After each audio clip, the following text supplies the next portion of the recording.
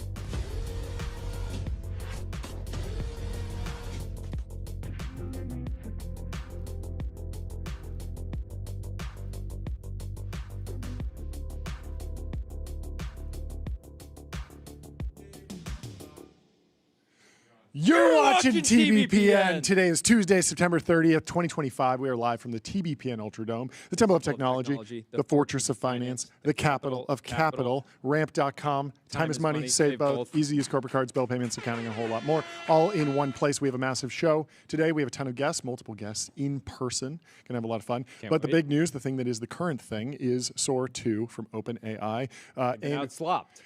Yeah, it's a trough. It's a fight in the trough. People are rolling around, getting muddy, getting sloppy. Right. But this one, it feels less sloppy. Let's watch the video that Sam Altman and the OpenAI team just posted. I don't know if this is slop anymore. We might be elevating. Post-slop. This might be the Chipotle of slop. It is slop, 1 but year it's ago, delicious. Sora 1 redefined what was possible with moving images. Today, we're announcing the Sora app. It's interesting. powered by the I feel like I all-new can Sora clock the audio as being AI more than the video at this point, which is weird to me. I wasn't expecting that. Imagination engine ever built. Pretty sick. And Come it's packed with on. new features. Come on, they got a horse in I'll pass the there. bill We for got to more support details. this. Well, you can't hate an AI horse. Every video. Who among us has not created an AI generated image of themselves on a horse, Jordy? Many of us have. Have you done that? Yes, you have. Not a video yet, though. No video, but you will be able to. Okay. Cool jet skis. Is also the state of the art for motion, physics IQ, and body mechanics. If you can generate assets like this in the looks really app, good. it's over. You can. You for Well, sure well, can. well. Remember when Meta Vibes dropped, the quality there of the was- assets in the feed were remarkably Yeah. better. These might be than the somewhat assets selected, yeah. Tyler's working on getting a code right now to test it. We will obviously be testing this and breaking down our own. It does. It looks assessments. incredible. Still looks really tracking the audio as being. Yeah, I think the bigger question is, like, I think you'll be able to generate 12 seconds of very solid video. The question is, could you actually string things together in a way that's consistent over, a minute, 5 minutes, 10 minutes? That looks really good. Those assets were being made during the Studio Ghibli moment. You Yeah. remember? Yeah. I do. It feels like we need to start that new meter tracker of, like, the length of time that an agent can stay consistent is now over an hour with deep research projects, and I could imagine video. Oh man, the lighting on this Crazy is so because good. You would think The that lighting is so good. this is what Meta would want to release. Sure. Right. Sure. This feels like content that could Yeah. stand on its own. Yeah. Instagram. So my question is, like, how did they do this? Because the last month has been all about VO3, Google's advantage because they have YouTube. OpenAI doesn't have YouTube, or do they secretly? Did they do some deal? Like, where did all the training data come from? Or is this all algorithmic? Are they just that good at training off of limited data sets? Did they do something new to license and acquire images to generate this? Because this feels totally frontier. It's completely caught up with VO3, might even be a little bit past it. But what steps were taken to enable this? And Yeah. can another lab do that? Will we see something like this out of Anthropic? Will we see something like this out of SSI? Yeah, or it's Thinking interesting. Machines? Do you think that Meta rushed Vibes, or do you think that OpenAI is fast following? Did they know this was coming and try to front run it? Because OpenAI now looks really good, because what we're seeing here, it's the Meta Vibes app had the Mid-Journey-esque aesthetic because they have that partnership there. Yep. But this feels like a step above. Yeah.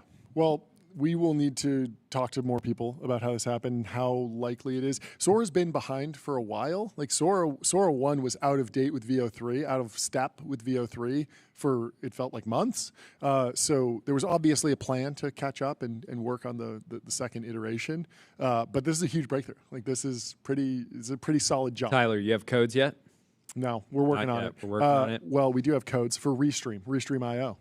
One live stream, 30+ destinations, multi-stream, reach your audience wherever they are. The other news that we touched on yesterday was about agentic commerce. We talked to Jeff at Stripe about this, and I was trying to understand the actual size of the opportunity here. So I was working through some of the, my question is like, what do you think OpenAI's take rate will be? Yep. And so the news, of course, is that agentic commerce launched yesterday, proper integrations with Stripe and Shopify, a few others. There's some limitations right now. I think you can only buy a single product at a time. You can't really build a basket and check out. And it's only available for physical products. The Apple tax might be a factor there. We talked to Jeff about that. We're not really sure. Hopefully one day you will be able to buy SaaS with ChatGPT. That would be ideal. That's right. But all of those will melt away as the agentic commerce protocol evolves, or as they call it, ACP. The obvious question is, what will the ultimate take rate for OpenAI be? As a base case, it feels relevant to look at the other three massive engines of online commerce, Amazon, Google, and Meta. So these companies have been growing top lines at 20 to 30% consistently for decades, and they make up a sizable portion of the US e-commerce market, which is 1.2 trillion roughly. So keep that in mind. 1.2 trillion of US e-commerce is happening, and between Amazon and Google and Meta, they're taking a lot of that.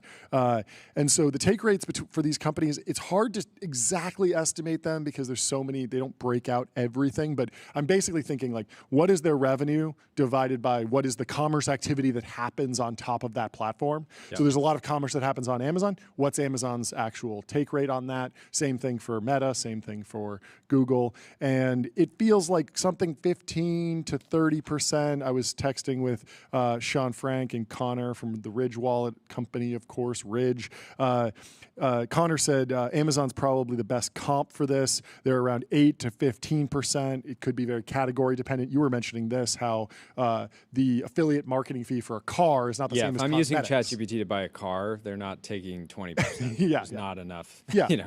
exactly. And so Sean Frank said he thinks it starts out low. TikTok Shop was an 8% take rate. Temu is 8%. Amazon maybe 15%. Now with ads and new fees, Amazon is more like 30%.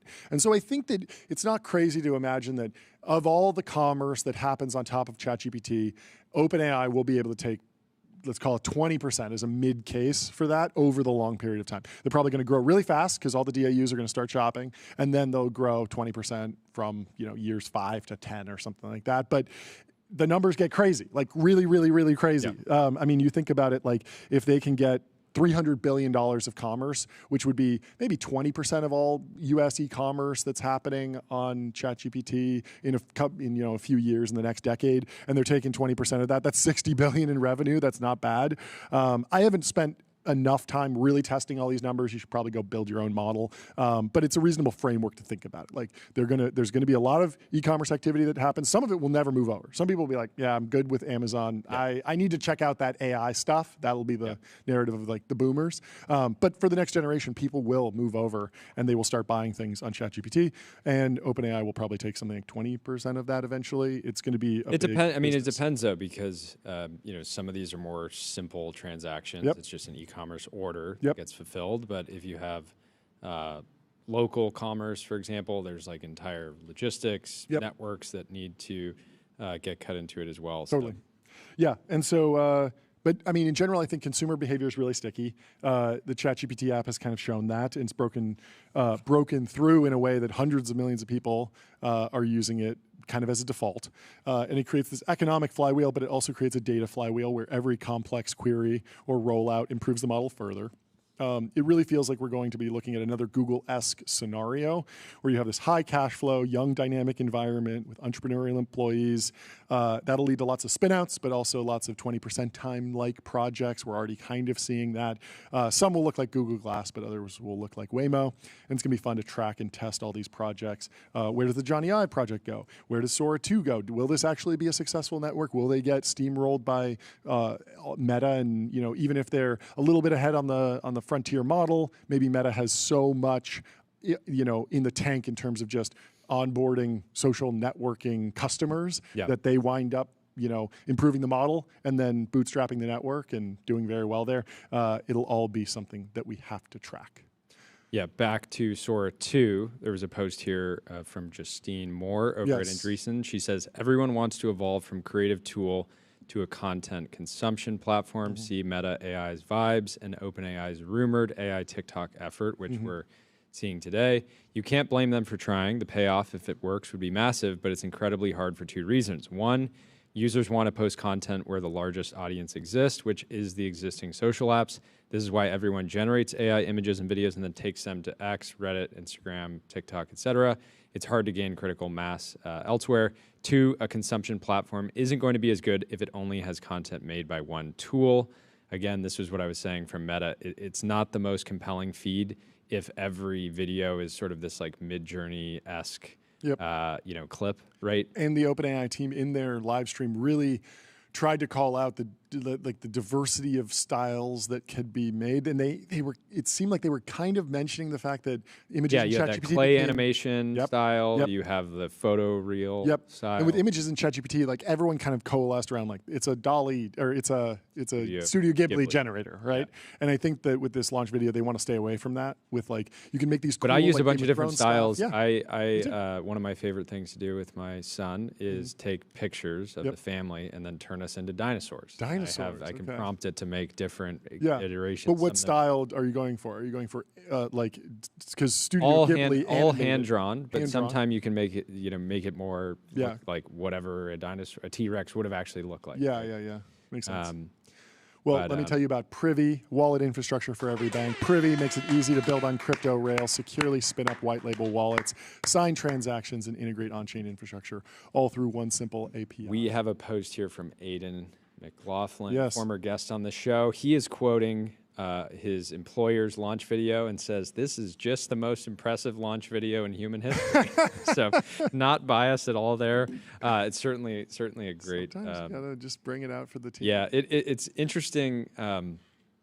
It is interesting how hard our friend Will over at OpenAI was going just in July, on July 4th. He said, "Do not build infinite jest. Do not build the infinite AI TikTok slot machine. Do not build the P-zombie AI boy girlfriend. Do not build the child-eating short-form video black hole. Do not build the human feedback optimized diffusion transformer generator. Save yourselves."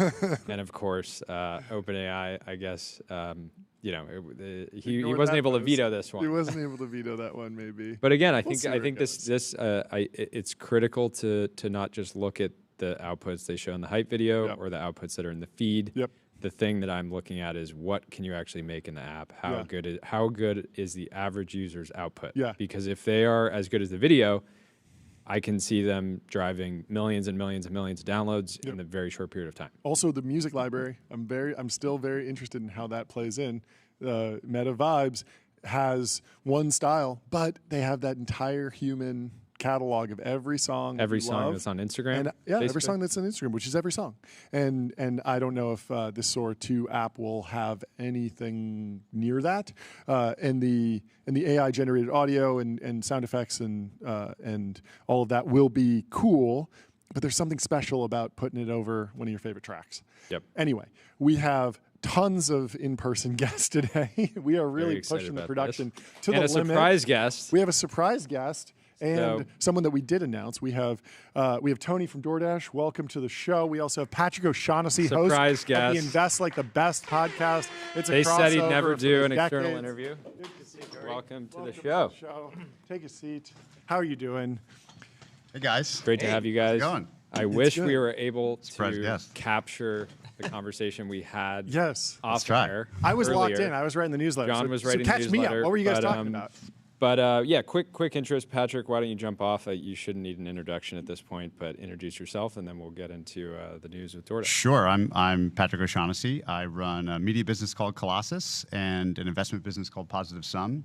The shared DNA between the two of them is looking for the very best stories, to interview the people, profile the firms, invest in the businesses. So we try to do that all year, every year. Amazing. Tony, welcome to the show. Thanks. It's good to be here. Also, don't need an introduction, but I'd say let's jump right into The news. the news from this week. Yeah, let's do it.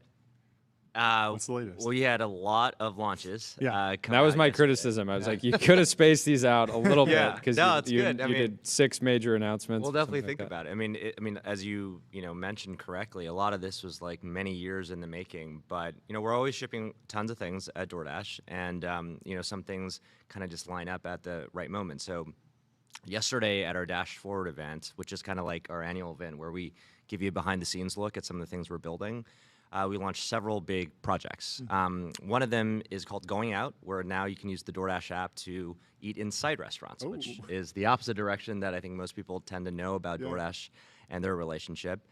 We launched Dash Smart Fulfillment Services, so you can think of this as giving every retailer the ability to do 1-hour delivery, even if they don't have stores. Third, we launched DoorDash Dot, which is the first autonomous vehicle that can travel all surfaces, so the road, bike lanes, sidewalks. It's about 1/10 the size of a car. It can go up to 20 miles an hour. And fast. It is pretty fast. And so it can handle a large percentage of deliveries, especially those under 5 miles.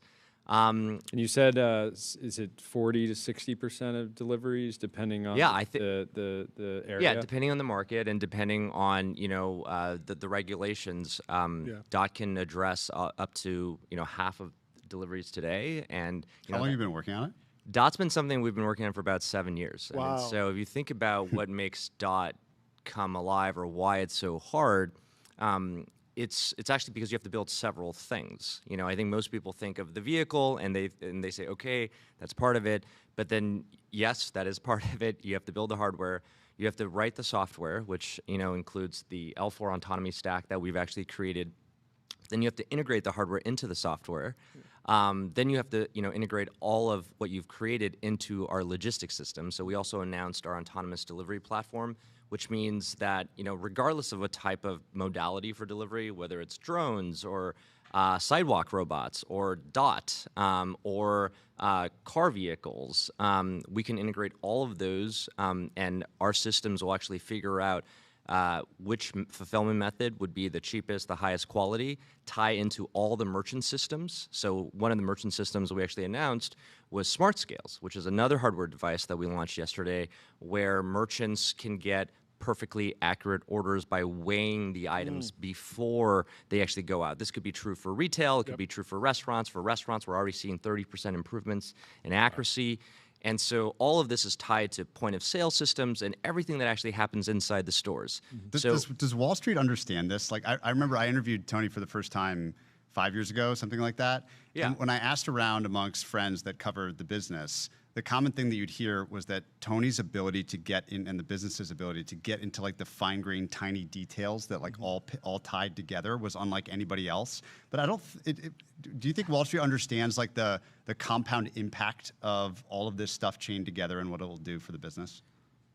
Well, I think like most people, we always underestimate compound interest. And, I think there's a couple things sometimes that are less well understood about DoorDash. And some of it makes sense just because of our evolution, which has, changed quite dramatically over the last 5 years. So for the most part, I think most people still think of DoorDash as bringing you lunch and dinner and doing that exclusively in the United States. And in the last 5 years, we've morphed from this single restaurant delivery use case into growing in the U.S. into being on track to being actually the largest outside of restaurants too. So we're on track to being the largest third-party marketplace delivering all non-restaurant goods, in addition to restaurant goods. We are live now in 35 countries, so 34 outside of the U.S., gaining share in every geography. we have a B2B business that serves hundreds of thousands of restaurants and retailers. So if you've ever used the McDonald's app, if you ever used the Starbucks app, there's DoorDash software in there that helps them with mobile ordering, that helps them with delivery. Yeah. And we have an ads business that was the fastest in history to achieve $1 billion in annualized revenue. And so now, you know, there's like Hit that gong. we got to get the gong. All right. There you go. But like, so we have those 5 businesses, but we now are launching, you know, new businesses. That wasn't right? enough. You know, That wasn't so enough. I mean, think about it. I mean, yesterday we launched our autonomy efforts, Yeah. our in-store efforts, which is, you know, helping consumers connect inside restaurants and inside, you know, in the future stores. And then our DashMart fulfillment services, which really enables, you know, anybody to have Amazon Prime-like capabilities now. Yeah. Even if they haven't invested in the infrastructure themselves, we're building it for them end-to-end, the warehouse, the inventory, the logistics. Makes sense. When you started the company, there was a boom in mobile cloud. It feels like that was like a unique technology that was unlocking the business. Then we've talked to a lot of entrepreneurs who have been at it for a decade plus, and at a certain point, it just, you know, the growth sets in, it gets tiring. But I've talked to a lot of founders that have been completely reinvigorated by the AI wave.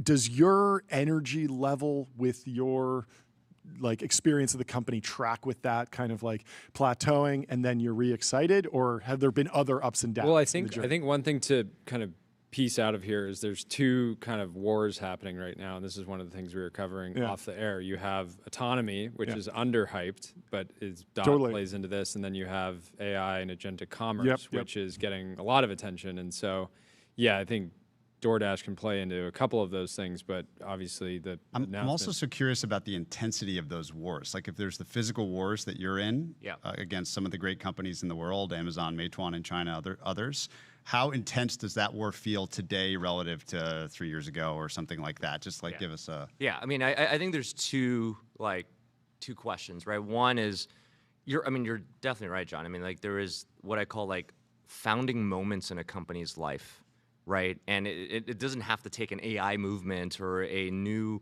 tech shift to get there.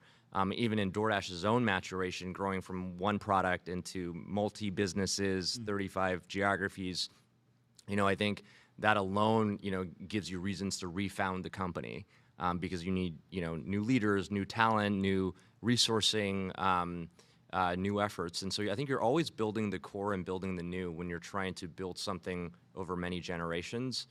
On the question around these 2 wars, I think it's totally right. I mean, you guys are just talking about some of the announcements today, and there's one where everyone's trying to be your digital assistant. There's another where everyone is trying to be, you know, the network physically to make things happen in the real world, because you need both of those things. If your digital assistant can't actually get done any of the actions you need on a daily basis, it's not going to be that useful, right? And so I would say that war has always been very intense, Patrick. It's just less noticeable because it's usually behind the scenes. It's physical. You know, when we're talking about things like warehousing and infrastructure, those are not really consumer-facing assets. Or even when you talk about things like Dot, where you have to build multiple technologies, component parts, those are not as, you know, quickly seen or quickly even deployed, right? Because you need things like permits and you got to go through regulatory agencies before you can just launch versus just shipping something digitally. Dot's go to market. You're live in Phoenix right now. And then what is the next 12 months, 24 months, et cetera? I mean, so Dot's been live doing real deliveries, not demos or anything. Real deliveries, hundreds of thousands of miles are already in the Phoenix area. We'll cover about 1.5 million people, probably something like that. The tricky part, you know, and this goes against to some of the earlier question about how intense these things are, is that there is a bit of a cadence that's hard to manage and forecast, right? So on the one hand, we have to make commitments to manufacturing partners to build for many years ahead. On the other hand, it's unknown the order in which we're going to get permits and, you know, the allowances to launch in different cities. But I can tell you the wait list from merchants is very high. I think everyone sees the promise and potential of autonomous delivery, especially when it's done right, especially when it's done seamlessly integrated into all of their systems, which Dot, you know, from day one is built purposely for. But you know, that's that challenging management problem that we have. When it's 8 years in the making like this, so now you get to enjoy the spoils of all the work you did. It doesn't feel like spoils, Patrick. So if you think about what it takes to win in the physical wars, I'm curious like who the other most formidable competitors are. I'm sure Amazon's one of them as an example. But in the culture, how do you make sure the business can keep winning the war and keep winning the marginal battle? Like what is it in the DoorDash culture that allows you to do this so consistently? Yeah, it's a good question. I mean, back to this concept of founding moments and refounding moments in a company's life, you always have to do two things. And I think, and they both are actually equally hard and require completely different management perspectives and cultural points of view. One is this idea of you got to build the core. And that's where, every minute shaves matters in a system like DoorDash's. For instance, we launched our own internal mapping system yesterday in a completely redesigned Dasher app. That took over so 5 years to build, launches. where you are fine-tuning parameters like gate codes, parking spaces, apartment, points of egress and ingress, and all of those things matter, and they add up to making the core service just a little bit faster, a little bit more accurate, and it helps Dashers earn more. In addition, in parallel, you also have to have a separate management system and playbook to build the new. So, on autonomy, which we started 7+ years ago, or our network of warehouses, DashMarts, now rolling them out as a service, which started 5 years ago. You do have to think about the future, and there it's not about optimization. It's about how are you going to create the new, and how are you not going to be delusional along the way? Because sometimes, you can have these grand allures, and they turn out to produce nothing of actual customer value. And so, on the new, to us, it's about which problem are we actually solving? Like with Dot, we actually didn't start with the premise that we need to go build something ourselves. We started with the premise that we believe here are the following requirements to solve autonomous delivery, which are different from robotaxis. And we went out to the market, talked to, and actually signed partnerships with dozens of companies, and realized nobody actually wanted to build this. And that's actually when we decided, okay, we actually have to solve from first principles all of these things. And then along the way, it's how do you de-risk that? Because in something like Dot, there's a lot of capital usually at stake. And making intelligent decisions to find product market fit that we actually have confidence to hit the next milestone before we deploy a lot of capital. Is autonomous delivery more of a hardware problem or a software problem? Yeah, like it's a really hard and good question, right? I mean, I think and I can argue both sides of this. I think in Silicon Valley, we tend to think of most things like software problems, mostly because we get to control them and we get to deploy super fast, and billions of people use our products in a short period of time. That's not as true in hardware, and as a result, I think we tend to underestimate the challenges of manufacturing, and how do you go from a demo video to real deliveries to every 10x in scale. So that's the challenge on the hardware side. On the software side, I think what hardware companies, maybe traditional automakers and other companies tend to underestimate is you actually do need to invest quite considerably in software, whether it's building or fine-tuning, your LLM for the physical world, collecting lots of data or mileage in the case of Dot, so that you can actually integrate the two. So the third part of the integration is non-trivial. Yep. And then there's the fourth part, which we didn't even get to, which is around operations, right? So how do we actually solve the last 10 feet? In the case of robotaxi, you can get in and out of your Waymo yourself.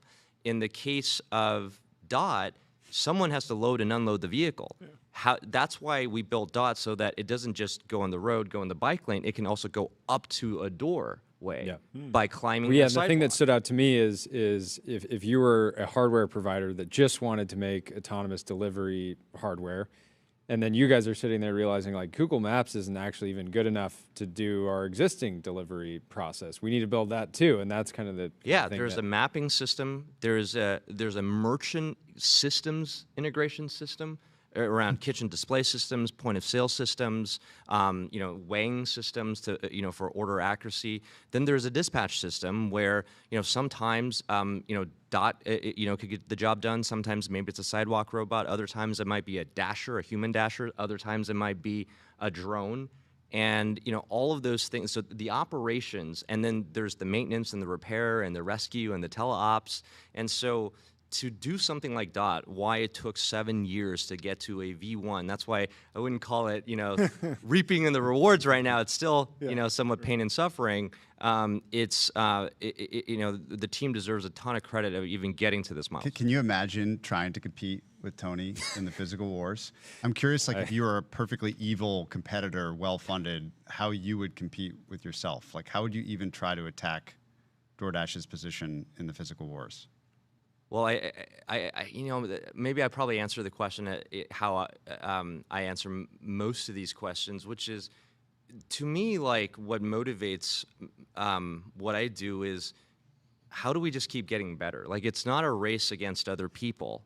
For example, take the case of something as... You can't see them anymore? No, take the case of something as boring sounding as accurate deliveries, right? We do 8 million plus, deliveries every single day. We are definitely not going to be perfect today or even yesterday or tomorrow. That means we always have room to improve, and it means that the clock resets tomorrow and gives us a chance to get to perfection.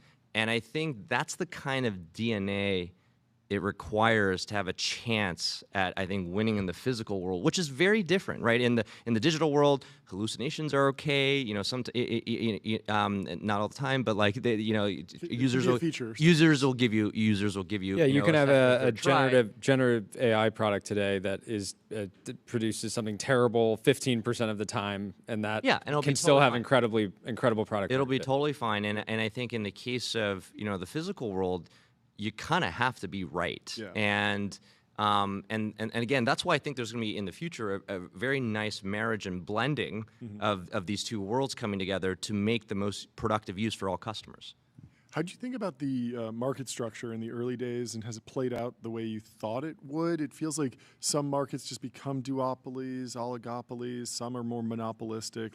What were you thinking? Were you even thinking about that in the early days, in the early pitch decks? Or was it winning out? Market by market? Yeah. I had a point of view on what the structures would be, mostly because if you look at businesses like DoorDash, they're what I call minimum efficient scale businesses. Sure. What I mean by that is, you have to achieve a certain amount of scale in order to even have a chance at lasting as a company in terms of economic viability. So there's a natural moat around economies of scale. There's a natural. I could literally derive this for you mathematically, like why for certain markets you need certain volumes. Yeah. And then what tends to happen is, I think, as companies like DoorDash continue to grow in the core, and we're also innovating in the new, I think that just adds to the amount of advantage that accrues. Because we're constantly making the economies of scale produce more value for customers, and at the same time we're reinvesting all of those advantages or those gains back into making the next set of products. Yep.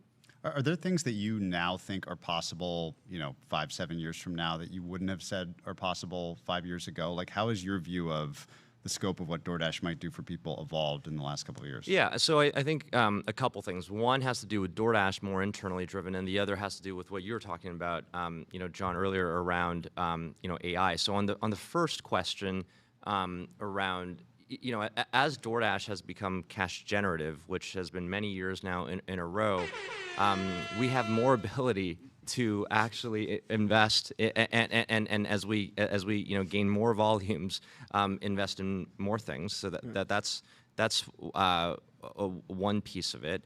The other piece of it, though, is I think given how fast a lot of the advancements in things like reinforcement learning have been, even in the last 9 months, let alone the last 4 or 5 years, it's almost as if a lot of these problems that we once thought were really difficult can be solved using different versions of transformers and neural networks.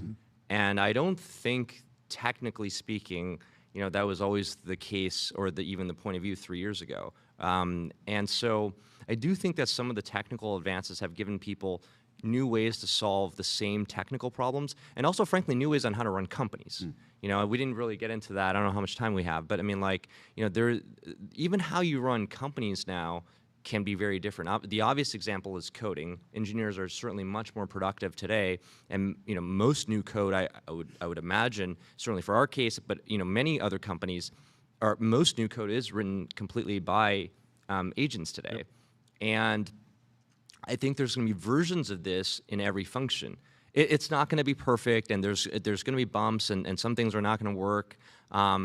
But that's just like a new way. Is there another surprising example of that that's actually happening at DoorDash? Yeah, because you'll coding? see CEOs today. They'll leak an internal message that's, "I want you all using ChatGPT a lot," and that qualifies as like AI native. No, and clearly, that's not, everybody that gets value yeah. from different LLMs knows like it might be helpful, might be able to rephrase an email better or generate a document more quickly, but it feels like that's still below the bar of being AI native. That's definitely not the bar. I mean, I don't even know what bar that is. That's quite low of a bar. But like, but like, what I would say is this: there's a couple things that are hard, and then I'll try to answer Patrick's question on specific examples. But like, one of them is this, this comparison of how much easier it is now to be productive versus like what the demand for that activity was. One of the reasons why, for instance, it's hard to, why I think, it's been hard to get as much productivity gains, even in coding, is because not every hour of the day spent by a software engineer is spent coding. That's only a small number of hours, actually. And so, the weighted average gain, for that function versus the demand for the amount of code or new features being developed, actually it kind of nets even. And so not every company is necessarily seeing, massive gains unless it's a very small company and everything is new, and therefore, the majority of things produced are being written by agents. Yeah. But I do think that, this is still like the new way of how you run companies. And I think that we're obviously all trying to figure out what are some of the discoveries. Again, back to Patrick's question, a lot of where we've seen gains in using some of these techniques are really in kind of operational processes. So for example, one of the things we have to do is we have to label hundreds of millions of items that are in the city. No one has that data. That data doesn't exist on any search engine, any chat assistant. These are just items in stores, on menus. Well, what's the navigate the world. We're in LA right now. What's the how easy is it to find a parking space right outside this office? Or where is the last Apple AirPod in this particular SKU? Or how many pink lady apples are there versus Honeycrisp apples, right? and these are pieces of information that, again, sound boring or banal, but they're the things we obsess about at DoorDash because we have to, right? Or but if you're a digital assistant, those are not things necessarily you care about, and that's not information you can just crawl the internet and train on. And so a lot of that labeling, for instance, would have taken many human hours to make sense of in a way now that actually can be done with LLMs. And so that's an example of something happening where there's true productivity gains, like that would, frankly, be 1,000x of what we could have done with just a human operation. What is your vision for DoorDash's role in even the average American's life in a decade from today? Because clearly it's evolving. And no, I love that question. I think most people, I don't think know enough about like why we started the company. We started the company not because we were hungry one day and wanted to get something delivered. We started the company, honestly, because we wanted to help business owners like my mom. And when you think about the local businesses, small, medium, and large, including franchisees of big companies like McDonald's or other places, they're very much like my mom, for whom, they have 17 days of cash on hand running a business. Yeah. This is their livelihood. If you took it away from them, it's not about like losing a job in a corporate setting. This is about losing your identity in some ways. We want to. You ordered a coffee this morning from I did. a local cafe, and they're not going to be investing in autonomous delivery, but meanwhile, big retailers will, right? Yeah, and so we want to live in a world where all of these businesses, physical businesses, small, medium, and large, can actually make it. And we don't want to live in a world where only one or two of retailers make it. We want to live in a world where the maximal number makes it. And if that happens, then the cities are going to grow organically their GDP, the job indexes will naturally grow, and life will be great, right? And so for the average person, we want to make their life a little easier if they're a consumer. If they're a business owner, we actually want to make them survive and be very, very successful. And then if they're a dasher or someone looking for extra work, we want to actually, help them out. The average dasher only works 3 to 4 hours a week. That's because 88% of them already have full-time jobs. Sure. And so if we can be a stepping stone in their way to achieving some goal, that's what we want to do. So we actually want to build technology to solve real problems for real people. Fantastic. Well, thank you so much for stopping by. This was really enjoyable. Thank you. Thanks for That having was us. fun. guys. I enjoyed having Patrick's voice coming Yes. through Next time my I'm in LA, I'll headset. make It it feels like I'm in fantastic. an episode of Invest Like the Best. This is great. We know you have to get out of here. Incredible I wanna do- progress. I have one question for Patrick. We can keep him around. Okay, Tony. Good stuff. Thanks, guys. Thanks so much for coming on. Awesome. Chat was asking why we have Patrick O'Shaughnessy here. If there's Why any wouldn't special we? connection, why not? But I did want to get your take on this Jeremy Giffon post. Sure. He said inorganic growth, acquisitions of competitors and suppliers, buybacks, debt are all going to become much more native to the venture world as cost of capital comes down and the lines blur between private equity and venture capital. Expect more of a premium placed on founders with allocator backgrounds. You've interviewed tons of founders, tons of private equity investors, tons of venture capitalists. Do you think this is a trend that we'll see? Do you think it's already happening? How do you think that actually plays out? Because you talked to Tony, he's a software guy, he's learned hardware. Can't you just add these skills on later when you need them? Is it really happening earlier? What's your take? Well, the reason that Tony and I are in town Yeah. is for an award that he's winning later today called the Singleton Award. Oh, okay. And Henry Singleton was probably the most famous capital allocator in history. He was the person that Buffett would tell you, Really? he learned from. And the cool thing that Singleton did was for the first 15 or 20 years of his conglomerate's existence, it was called Teledyne, he bought like 200 businesses, buying them, M&A. And then the last 30 years, all he did effectively was buy back like 95% of his stock. Wow. So he completely turned and did the opposite strategy. Yeah. And it was one of the best shareholder returns, in market history. And so Buffett studied this guy. Sure. So Singleton has a foundation now that awards someone like Tony in the middle of their career and someone there, it's Ken Langone tonight. Sure. Who started Home Depot at the end of their career that recognizes greatness in capital allocation. Yeah. I would argue that Tony is an unbelievable allocator of capital and that the very best CEOs have to be if they're going to win. He said I like the sound effect when he went cash flow positive several years ago or whatever. When you start generating cash, your job as a CEO switches to be a capital allocator. It's crazy. And no one's trained in this. Yeah. But the very best people like him learn how to do it quickly and on the fly. And that's what distinguishes the great CEOs over the fullness of time. It's not just the products that are amazing. DoorDash is an amazing product. It will keep getting better. But what really distinguishes the great CEOs over decades is how good of a capital allocator are you? Because that's ultimately you just become an investor after I being talked a to founder. 2 SaaS CEOs, both public companies, both trading in the single-digit billions.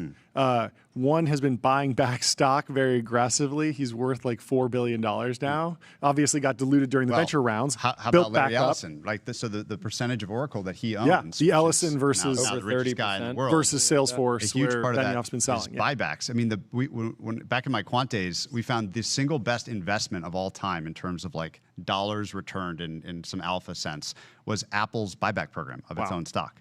So that was a better investment than anything else that you can find, and that's a capital allocation decision when you don't have something better to do with the cash and the market's undervaluing I think it. Apple's returned over $1 trillion to shareholders over the past it's little over a decade. It's crazy, and I bet bottom dollar that Tony, when the opportunity is right and DoorDash stock is too cheap and he's got excess capital, would make a decision like that. Yeah.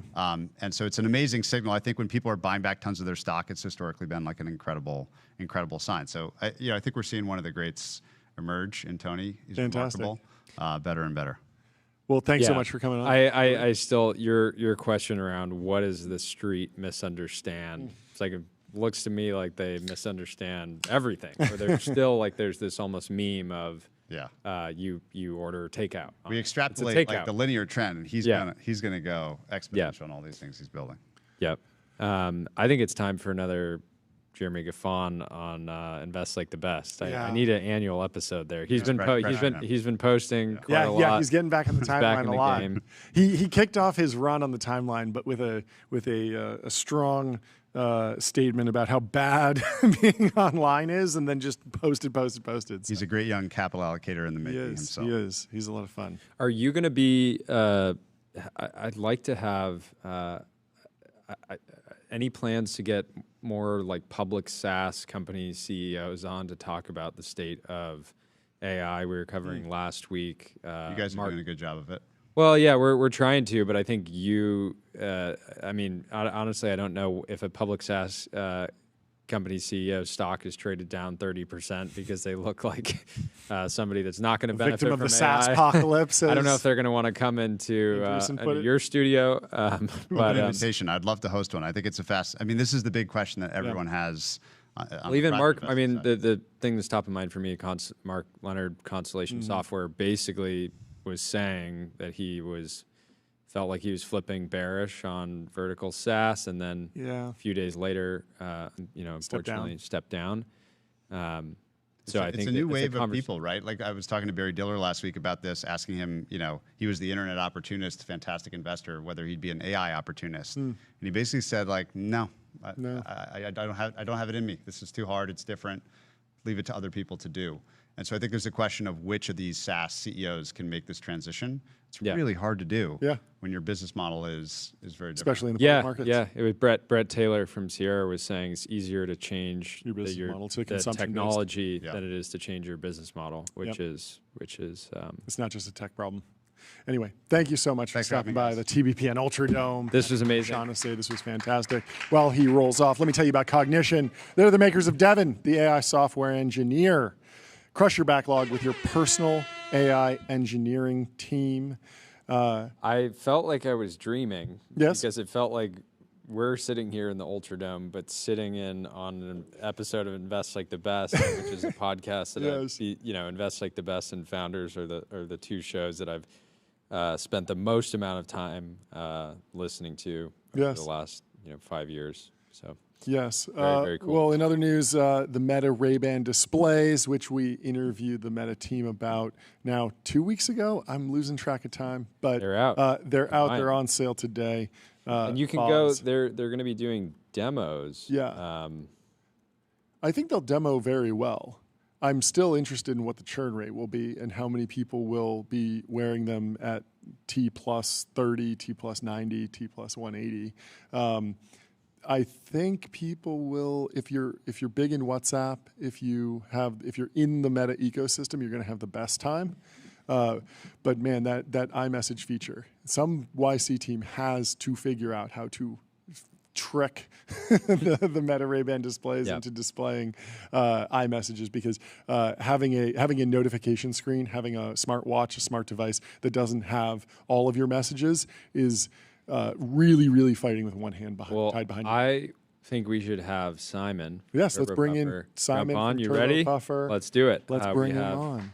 The legendary play some soundboard for me while I tell you about Figma. Think bigger, build faster. Figma helps design and development teams build great products together. You've seen the Turbo Puffer, the puffer fish, live on the show for the past few weeks. Simon is always with us in spirit. He sits right next to me. I'll let you hold your. Oh yeah, your she's puffer. beautiful. She's beautiful. Yeah, give us some background. You were at Shopify, not Spotify. Yeah. For years. What is trenches? Shopify? What is that? I'm kidding. It was a common mix-up. Yeah, of course. And back in the day when you actually flew candidates into town, some people would show up and think that they were interviewing for Spotify. Because they're just like I don't know, like dev. Sweden, Canada. I think to some Americans it's the same thing. It's pretty similar. It's not America, and therefore, Yeah, I mean, Shopify is powers the world's commerce. How long were you there? 10 years. Yeah, 8 years. 8 years. Yeah. What was your role the whole time? I worked on the infrastructure the whole time. It would mostly be Which is people, basically, I don't think you would make this claim, but when you think about how important infrastructure is at Shopify, where when your service goes down, you cost your customers real dollars. Yeah. Every minute that it's down is dollars out of the retailer's, the brand's pocket. That's right. I mean, You probably had some crazy on-call. Yeah, I was. There's about 6 or 7 of us that were on the last resort pager in the duration that I was there, and yeah, sometimes you just get woken up in the middle of the night, and some percentage of everything was down, and you just had to figure it out. And I think once you've been on a pager like that for so many years, for better or worse, it changes everything about how you write software. Those lessons I've now put into the company today, just in my co-founders. You mean you're not gonna rush something because you know if you do, it'll create a panicked 2 a.m. Pager call, and you're gonna have to be. Is just more consequential. I think there's 2 things to it. So when you know that this line of code can wake you up, you are just very conservative in what you write. You're very conservative when in it can wake you up. Yeah, it wakes you up. And or even worse, it wakes someone else up on the team.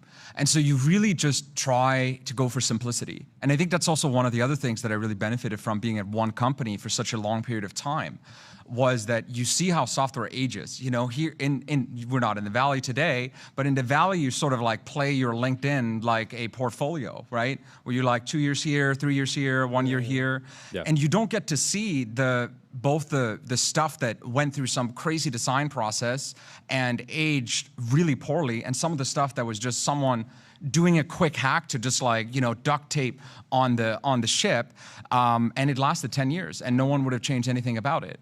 Yeah. And so once you see that cycle go through many, many times and in parallel across the entire company, once again changes everything about how you design software. What do you think the impact of agentic commerce will be on Shopify's infrastructure? So in one way, it's like, well, you don't necessarily need a front end anymore, I guess. And so the load on the system comes down, but on the same time, maybe AI chat apps in general are like scraping and hoovering up data. Like Jordy was making this point about Google Trends data maybe being sort of everybody's been posting Google Trends screenshots, and they all look like these crazy spikes because and anything you search, but people have been sharing them in the context of economic indicators. So it'll be people searching, if you look on Google Trends for help with my mortgage, it's just like vertical. And so it's tough to read into that, because is that just more humans that need help, or is that an AI agent running the same type of search over and over and over? If every query becomes 100 queries, yeah, then the stress on the infrastructure should go up. I don't know. How do you puzzle it through? Yeah, I think I just immediately, my thoughts and prayers go to the search team at Shopify. And I mean, there's always going to be a lot of fronts where commerce is going to be done, right? And that's what Shopify was so good at, right? There's the store that gives you a particular experience. Your storefront that you can create, which gives you a particular experience. You can blast it out on all these different channels. And I think inside of the chat consoles, I think it's a great front. Yeah. And I would love that, because now when I go on some of the big marketplaces, I feel like I'm getting the LLM slop version of physical SKUs. Yeah. And I think Shopify has done a great job through both the Shop app, but also just in general of arming the rebels, that they say, to ensure that they're actual entrepreneurs who are standing behind their products to combat the LLM slop equivalents of all these SKUs, right? That we see and we all accidentally buy. How do you think about the business kind of like at Shopify? Like the stock's done so well, the company's done so well. At the same time, it feels like there's been just a continuous motion to just try and bring the take rate up, essentially. Like it started with, you bring your own payment provider, then it was Shopify Payments, that's a little bit more of a take rate. Then Shopify Plus, obviously, I'm a customer, love Shopify Plus. I was one of the first customers back in 2013. You're one of the best customers. It was the year I started, they launched Shopify Plus. I was one of the first customers. Yeah, I remember talking to my rep on the phone and asking for a bunch of features. But then there was the actual shop in-app app. There was the idea that there would be like maybe an ad platform in there. Like that would be a direct competitor to Amazon, that you start your commerce journey. The agentic commerce, if your people are starting their commerce journey in OpenAI products, that feels like that take rate won't live with Shopify. Do you think that there's any like hard feelings there? Is this just like the chips have fallen and you got to play the game on the field? How do you think it's being processed internally? Well, I think I look at the relationship between ChatGPT and Shopify not that differently than Meta and Shopify, and that like where's the discovery happening? But Meta was taking a shot at Shopify too. They were trying to do in-app purchases, so you would buy with a card saved in your Instagram account. They backed off of that. There's just, to me, there's so many other steps behind after you hit buy, right? What happens when you need to do returns? Or who's handling shipping? How does the order get tracked, right? Oh, I had the size wrong. I got to send it. You know, there's still like this central. I feel like Shopify's role is this centralized. It's almost the CRM basically, right? How do you? I think that's right. I think that obviously Shopify, the business, wants to own as many of the canvases as possible. But where they can't, or someone else is going to do a phenomenal job at it, they'll integrate. We don't know the details of these partnerships, right? The take rate might be much better than we assume. But you both sell products on Shopify, right? So you know how much there goes into the back office, right? Building a team around it, and all of that. And I think Shopify will always try to do a great job at helping the merchant and putting them into as many places as possible to make them successful. That's always what it's been about for them. Shopify's it's never really hit as like the tax. Like every e-commerce entrepreneur will talk about like the Google tax, and then maybe they'll say the Meta tax. They're usually pretty Stripe happy tax. with Stripe tax. But people are usually saying like, yeah, I pay a couple $1,000 for Shopify because of Shopify Plus, but it's like a great piece of software. I'm getting more of the value, so it doesn't feel like a direct value exchange. Sorry, Jordy, what were you saying? I wanted to ask, as we were talking about the Meta AI with display glasses, and one thing that I was interested to get your point of view on is when we demoed them, they had this live AI functionality that could do translation. It can give you directions. It's basically, constantly taking in data from what you're experiencing, what you're talking about. And one thing that was notable is right now they can run that for an hour before your battery completely dies. And so I wanted to kind of, since you are quite exponentially more technical than us, kind of get a sense of like just why that is such a hard problem. I mean, I would assume that they only found that the product worked with a certain amount of parameters that they needed to put in the glasses. They presumably run it inside the glasses because they needed that to get the latency to be good enough. And so, let's say this is a, I don't know, like 8 billion parameter model, right? And then now you have a couple things fighting, right? They're going to try to decrease the amount of power that you need to power this. And if they found sort of an equilibrium right now at the amount of power that they're using, that will be the first iteration. And the batteries will also get better, but I think the models will get more intelligence per watt sooner than they'll get the batteries there. Interesting.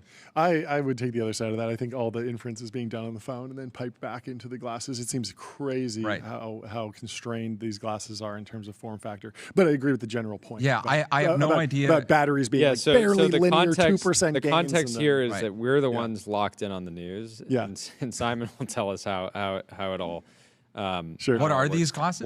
So they don't have a chip. No, I mean they have chips, but the chips are mostly just reconstituting graphics that are essentially rendered on the phone. So, imagine it like the Apple Watch is getting most of the data processed in an app and then sent to it. So it's doing some on-device processing, and the Apple Watch over the last 10 generations has moved to it can listen to music without your phone nearby. But for these glasses, it's such a tiny form factor. I have to imagine that almost everything is being done on the phone, and it's acting more like a Bluetooth headset peripheral, just kind of porting information back and forth. You take a picture, it goes onto your phone, then it's filtered on your phone, saved on your phone. It's doing everything on your phone. We talked about Shopify. We ranted a bit about Meta's glasses. You should probably. I'd love to hear the actual genesis of Turbo Puffer as well, since we're here for a few minutes and then I want to do some timeline. Sure. Sure. Yeah. So yeah, TurboPuffer is the company that I co-founded. What we do is we build a search engine that helps you index enormous amounts of data, and so it's used by Cursor, by Notion, Linear, Superhuman, and these are companies that have enormous amounts of data that they need to connect to AI. And generally, when you do that, you need to somehow search over it, right? So when you're using a Cursor agent, you need to draw in context from potentially enormous code bases. And that's what we help them with. And we found a way to store the data in a way that's 10, even 100 times cheaper than some of the solutions that came before. All of this came out of I mean, at Shopify, I touched search, and we talked about systems to get woken up by before. The worst system to get woken up by was the search system because the recovery time was so long, and I didn't think I would ever work on search again. But then I discovered, after Shopify, I was helping some friends' companies, I was discovering that search was only becoming more important because these AIs were so hungry for more context to sift through. What's so hard about search? Like why is Gmail Gmail search is so bad? iMessage search is so bad? Like why is it such a even for non-AI applications where I'm literally just searching for plain text? Like, Yeah, why it feels like no, at least in Gmail search, which I am running into all the time, there's no context around like rolling up what the email's actually about. And so if something's in the footer or something's in some cookie that's even white text at the bottom or some URL, it'll just immediately show up and just say, well, this was a string match. Yeah. Where does this go and why does it, was it just, I remember search used to be good. Is it just like we got more data and then we need new methods? I think there's a couple things at play. One is that we're experiencing in more products better search. So then when we get bad search, we're really allergic to it.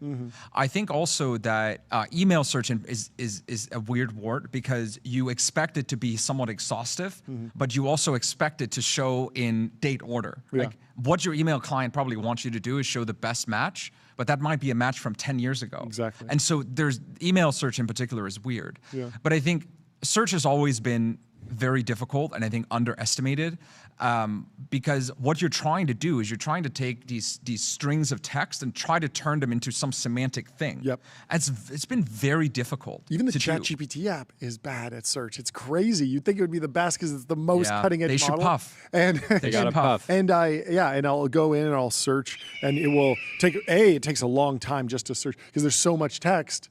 But it still doesn't. It'll be like, oh, there's a string match here, and I'm like, well, that wasn't the gist of that wasn't the actual topic of that particular interaction. I remember the interaction, and I would roll it up in this particular way, but it's just doing string matching all over the place. So And so I think what's happened recently was that before it just used to be, we would see these tail searches at Shopify where someone searches for a red dress and they only have a burgundy skirt.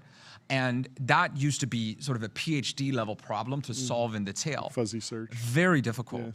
And what we found out, a few years ago, and the big companies, the FANG type companies have done this for a long time, was that you can kind of cut the head off of a model and then just take the numbers that come out, plot them in a coordinate system, and then you plot all the things in a coordinate system, and then when you search for something, you plot that in the coordinate system, and then the things close to it are the results. Yeah. And that works really well if you're searching for music, right? Oh, this song, what's close to that in the coordinate system, and so on. And using that for search is part of what TurboPuffer helped commoditize, because it used to be very difficult. Yep. You would have this kilobyte of text, and it turns into 20, 30 kilobytes of text. We have mutual friends in Readwise, right? Yeah. And Readwise is this app that helps you read articles. And the founding idea of TurboPuffer was that I helped them build a little recommendation engine. And we ran the numbers on it, and it was going to cost about 30 to 40 grand a month to run the recommendation engine.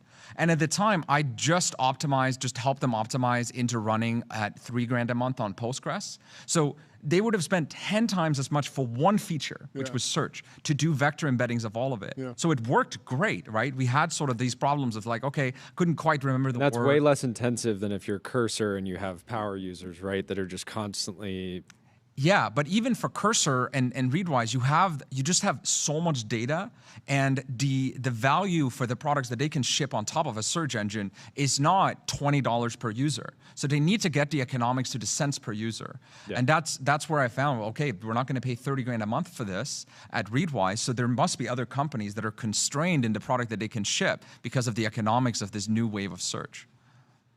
Timeline? Let's hit some timeline. First, let me tell you about Vanta. Automate compliance, manage risk, improve trust continuously. Vanta's trust management takes the manual work out of your security and compliance process and replaces it with continuous automation, whether you're pursuing your first framework or managing a complex program. Where should we start? There was an article from Bloomberg. I'll just read it, and you can react just purely. Bloomberg was reporting wholesale electricity costs Wholesale electricity costs as much as 267% more than it did 5 years ago in areas near data centers. That's being passed on to customers. Frog says it's pretty funny that the majority of complaints you hear about people protesting data center construction are about the water usage, which is fake, and not about the power consumption, which is real. Which is very real. Yeah, JP Morgan in that viral chart about what was it? The debt to equity ratio of Oracle. They said that 70% of the increase in electricity. This is just saying, if you're near a data center, your power cost quadrupled over the last 5 years. 70% of broader electricity costs is due to data center construction. It does feel like this will be a major voting issue, major discussion of like who's paying for what. If the model companies can pay more, should they be buying at a higher price? I don't know. Are you using a lot of electricity? I mean, I live in Canada. It's so cheap. It's so cheap? It's so cheap. Why is that? There's a lot of hydro in northern Quebec. Hydro. So they should put some more data centers up there. Yeah. But one of the things I found fascinating is that when there's all this pressure on the grid and sort of, they'll push all this electricity into the H100s and then stop and so on, it creates this like, I'm not enough of a physicist to completely explain this, but it basically changes the wavelengths of the electricity in a way that is worse on your electronics. So it actually also causes more wear because the grid is just trying to absorb all this demand. Like, let's go. This is great. Yeah, I think it's more. This is the bull case for Apple. That's right. Or or for your fridge, right? Maybe I don't know what the exact replacement rate is going to be or how it's changing, but it's only going to get worse, right? I mean, the good news on this is like if electricity prices are higher, it incentivizes nuclear build out, hydro build out. Yeah. I mean, they're like the original founding myth of a lot of the neoclouds is they were trying to mine Bitcoin with stranded energy, and so they went and found a natural gas plant that was just flaring off a bunch of excess energy. They said, let's cap that, make a peaker plant, and then mine Bitcoin with it. Now they're training AI models. So hopefully it acts as like a market force to just build more infrastructure, which we haven't really been doing in a while. Wall Street Engine is reporting OpenAI burned $2.5 billion in cash in the first half of 2025 on $4.3 billion in revenue, 16% higher than all of last year, per the information. The losses came mostly from AI R&D and the cost of running ChatGPT, though a big chunk was non-cash stock comp, including stock paid to employees. Given the company was recently pulling in over $1 billion a month, it looks on track to hit its full-year targets of $13 billion in revenue and $8.5 billion in cash burn. I'm curious from your view, how seriously are the labs taking efficiency versus just scaling overall compute? Like clearly they care about it, but at the same time, it seems. Do they? I don't think they care about efficiency at all. It's growth. It's like the birth of fire. I know, but when you're constrained on we've talked to a researcher anywhere, they're saying, if you could 2x our compute overnight, we'd use it immediately. Yeah, but that doesn't seem like. Oh, do you mean like efficiency of like compute usage or efficiency of spending? Efficiency of compute usage. Okay. Because not spending. when I see burning $2.5 billion, I don't think of efficiency, but also I think like that makes total sense that they'd go for this. I think that the labs seem to have three distinct functions, right? They have research, they have compute, and they have product. Sure. I think it seems that Sam is very focused on research and compute, and others are leading the charge on product. And I think all of them are just going full throttle, right? I mean, the amount of capital, we talked about that just previously, right? Of like, these CEOs are capital allocators.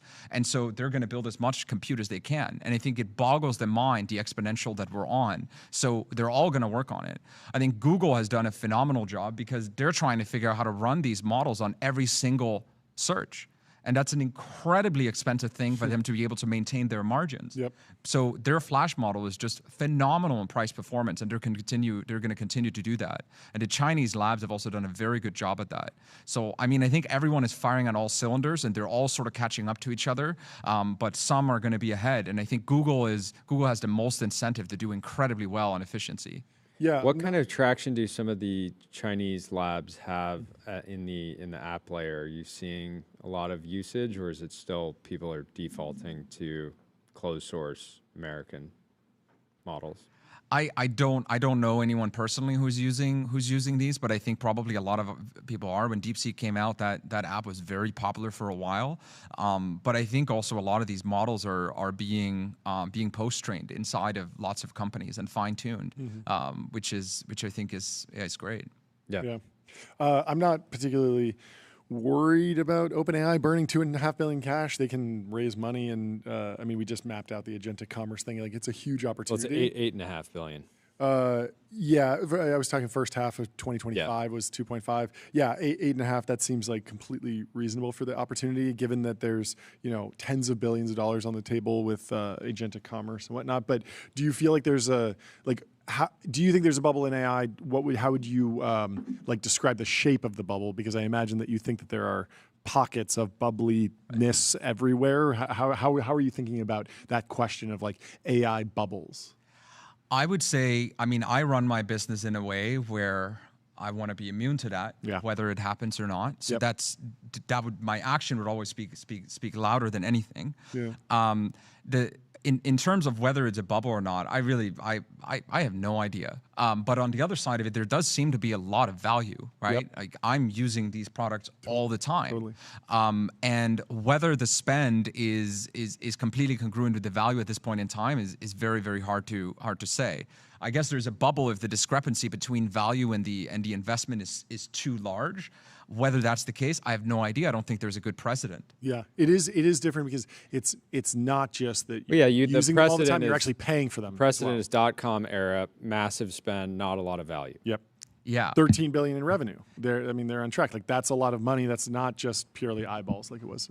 After .com, I don't know, maybe it took 5 to 10 years to close that value gap, right? Yep. And I think it seems like it's going to be shorter here. Like, we're just riding more exponentials, and it's very difficult to intuit about that because even a small increase in the percentage growth that we see month on month on these models and the development just changes the trajectory so much. Yeah. You see this post by Sasha. It's already been a full year in the Trainium mines. We've come a long way. They got a physical coin. It's not quite a 3D printed puffer fish, but it's a good totem. It's a good start. Totem. It's a good years start. of service, one in Anthropic. Have you touched Trainium? Have you touched any of the ASICs? Does any of this resonate with your business? Does it matter? We just run on good old CPUs. CPUs. Yeah, and there's so many of them. Wow. It's so good. But we're starting to be compute constrained on Okay, CPUs. on CPUs. On CPUs. Interesting. Yeah. And so are you multi-cloud? Do you dance around? We do all the clouds. You do all the clouds. All the clouds. Got it. Yeah. And then do you have a service that actually load balances across the clouds, or do you built your own abstraction layer? Generally, people choose whatever region is closest to their application Yep. so that they can puff as fast as possible. Yes. But no, we don't deal much in the Trainium GPU mines. mines. We're just in the good old code mines. Code mines. Yeah. Underrated. Brandon Garrell on our team said AI CapEx cycle has people sleeping on cruise ship stocks and need for massive domestic cruise ship build out. Carnival trips are shown to man. The CEO says booking volumes have far outpaced capacity growth. It's crazy. He's taking People a are page out cruising. of Larry's book. Just saying, the backlog's crazy. Just trust us on that one. Everyone loves a backlog. I had no idea that cruising was becoming more popular. I wonder if this is like a post-COVID thing or some sort of shift. Is cruising, are people moving up market where they're feeling richer so they're buying a cruise, or are they feeling poorer and they're downgrading from fly to a touristy city and rent a hotel room and roll your own, vacation. I wonder what's going on there. Have you ever been on one of these? I've never been on a cruise. No. Ever. Have you? Have you cruised? Never. Only It's, pub. I've been I sailing. would say it's extremely unappealing to me. Yeah, I know, I agree. I would have to be agree. paid. How? Yeah, I don't know. I was gonna the amount of money I'd have to be paid to go even on a cruise vacation. Like you got to go on the boat for 7 days. Yeah, I mean the Amman comp- cruise looks pretty nice actually. I think I could get down with that. But see in it. general, yeah, the themed cruises. I imagine that there's a certain, if your family's really into Disney, you go on the Disney cruise. That's got to be pretty fun because you're like in this theme world for a week. I think a 2-day It's tech immersive.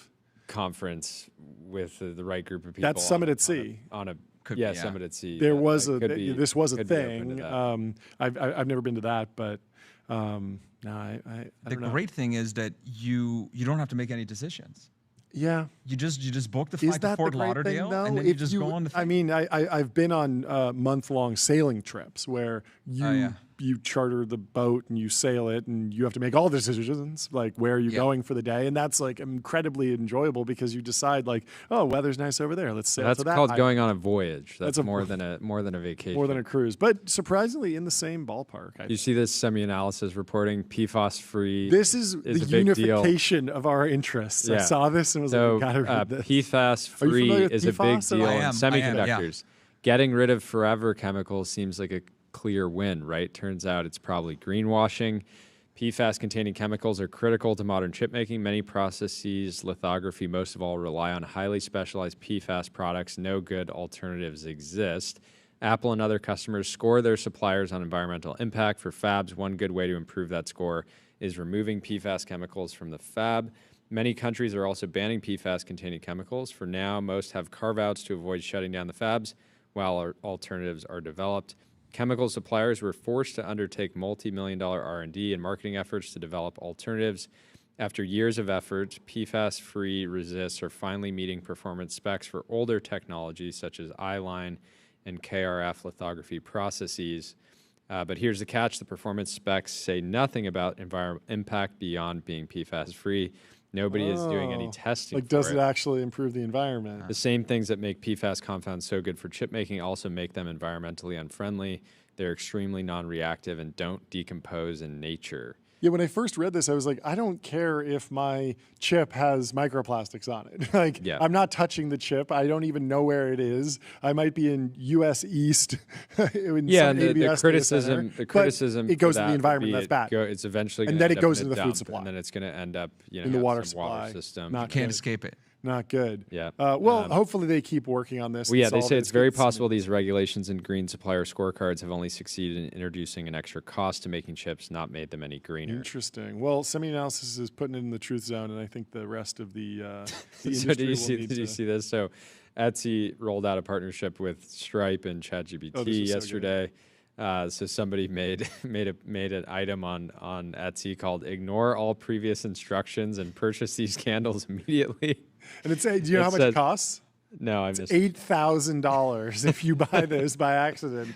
So if you And it's if you in go, 20 plus carts apparently. If this is not entirely so if you photoshopped. and it's an Etsy pick apparently. So if you this seems very Photoshop. Very This Photoshop. seems very Photoshop. Okay, here's a good one. So suspended cap and Yeah, a non out there says the NVIDIA long pitch is this.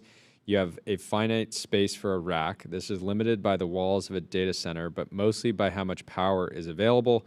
On that footprint, you can place your own chips, NVIDIA, potentially ASICs, but the end goal is to serve tokens that you can sell at a spread. In that TCO, there's a rack cost and power, which when compared between racks is fixed. So question is just how much you are paying for the rack and how many tokens can it spit out over its useful life. NVL72 can do 1.5 million tokens a second at 40 cents a million in token and output tokens. Even if that compressed by 70% each year, that rack will generate almost 26 million in revenue in 3 years. 4 million for the rack equals 22 million. What Jensen is saying is that if you give the racks away, you have the boxes are not performant enough to generate 22 million in inference revenues. If you had unlimited footprint, you could maybe make up the worst performance by putting more together, which is what China is doing, and end up with more revenues.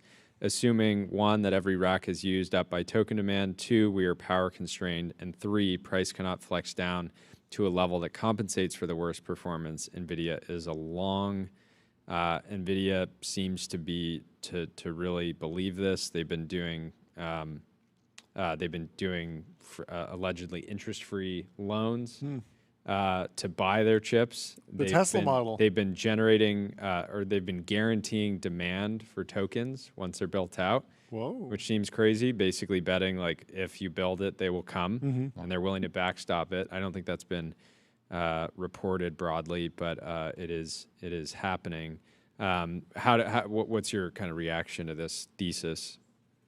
I mean, yeah, makes sense. People have to earn a return on this. I don't know if I have much to add. I think it's crazy that they're giving out interest-free loans and to buy their the own guarantee. product. Yeah, well, also mostly just because it feels like they have unlimited demand right now, that they wouldn't even need to provide the backstop. Yeah, typically, I mean, It helps. You can increase demand by financing the demand and guaranteeing. But do they even need to do that? Are they not so incredibly oversubscribed that it doesn't matter? It's a good question. I mean, these things go. It seems like there's a rubber band where they go back and forth, like very, very quickly. Like there will be massive gluts of GPUs. Well, here's one read on it is that they want more customer diversification, right? It's not a comfortable position where three people are driving your business, and if they pull back at all, and so there's a real incentive to help a smaller player get into the game. Let's say you're a Bitcoin miner, and you wake up one morning and say this AI thing might be pretty big. Maybe we should pivot into that, and you don't have a fortress balance sheet like a hyperscaler does. And you know Microsoft is able to borrow money at less than at lower rates than our great nation. So I think the revenue diversification is a pretty interesting one because as far as I know, they do have pretty serious revenue diversifications. Yeah. So this is a way to try to do that, which could also help. You mean they have concentration? Yeah, concentration. Serious Sorry. concentration. Yeah, so they want to increase the diversification. Oh, that sure. could potentially be interesting because they probably know that they're assuming almost no risk by letting this in, other than the buyer being incompetent and not being able to sell it. Yeah, and I think the theory might be, even if the buyer's incompetent, if they have GPUs and they have power, someone else will come in and say, we'll take that and we'll actually operate it, right? Because I think a lot of these people are treating data center build-outs like real estate, where we're just building a box, we'll throw some maybe racks get rolled into one of the neo clouds or something. Yeah, I think there's going to be a lot of people that manage to get a land lease, energy, some GPUs, but not be able to take it all the way into building an actual end interface that customers are actually going to use and love, right? Kaz over at Open Door, he was at Shopify, right? Yeah, we overlapped briefly, but yeah. So he sent a note to the entire team at Open Door a couple days ago. He said, "Hi team, this is day 11 for me at Open Door. Thank you so much, all of you, for leaning in and helping me onboard. I know the last few days have not been calm or easy, but the speed and this amount of change is our new standard from now on.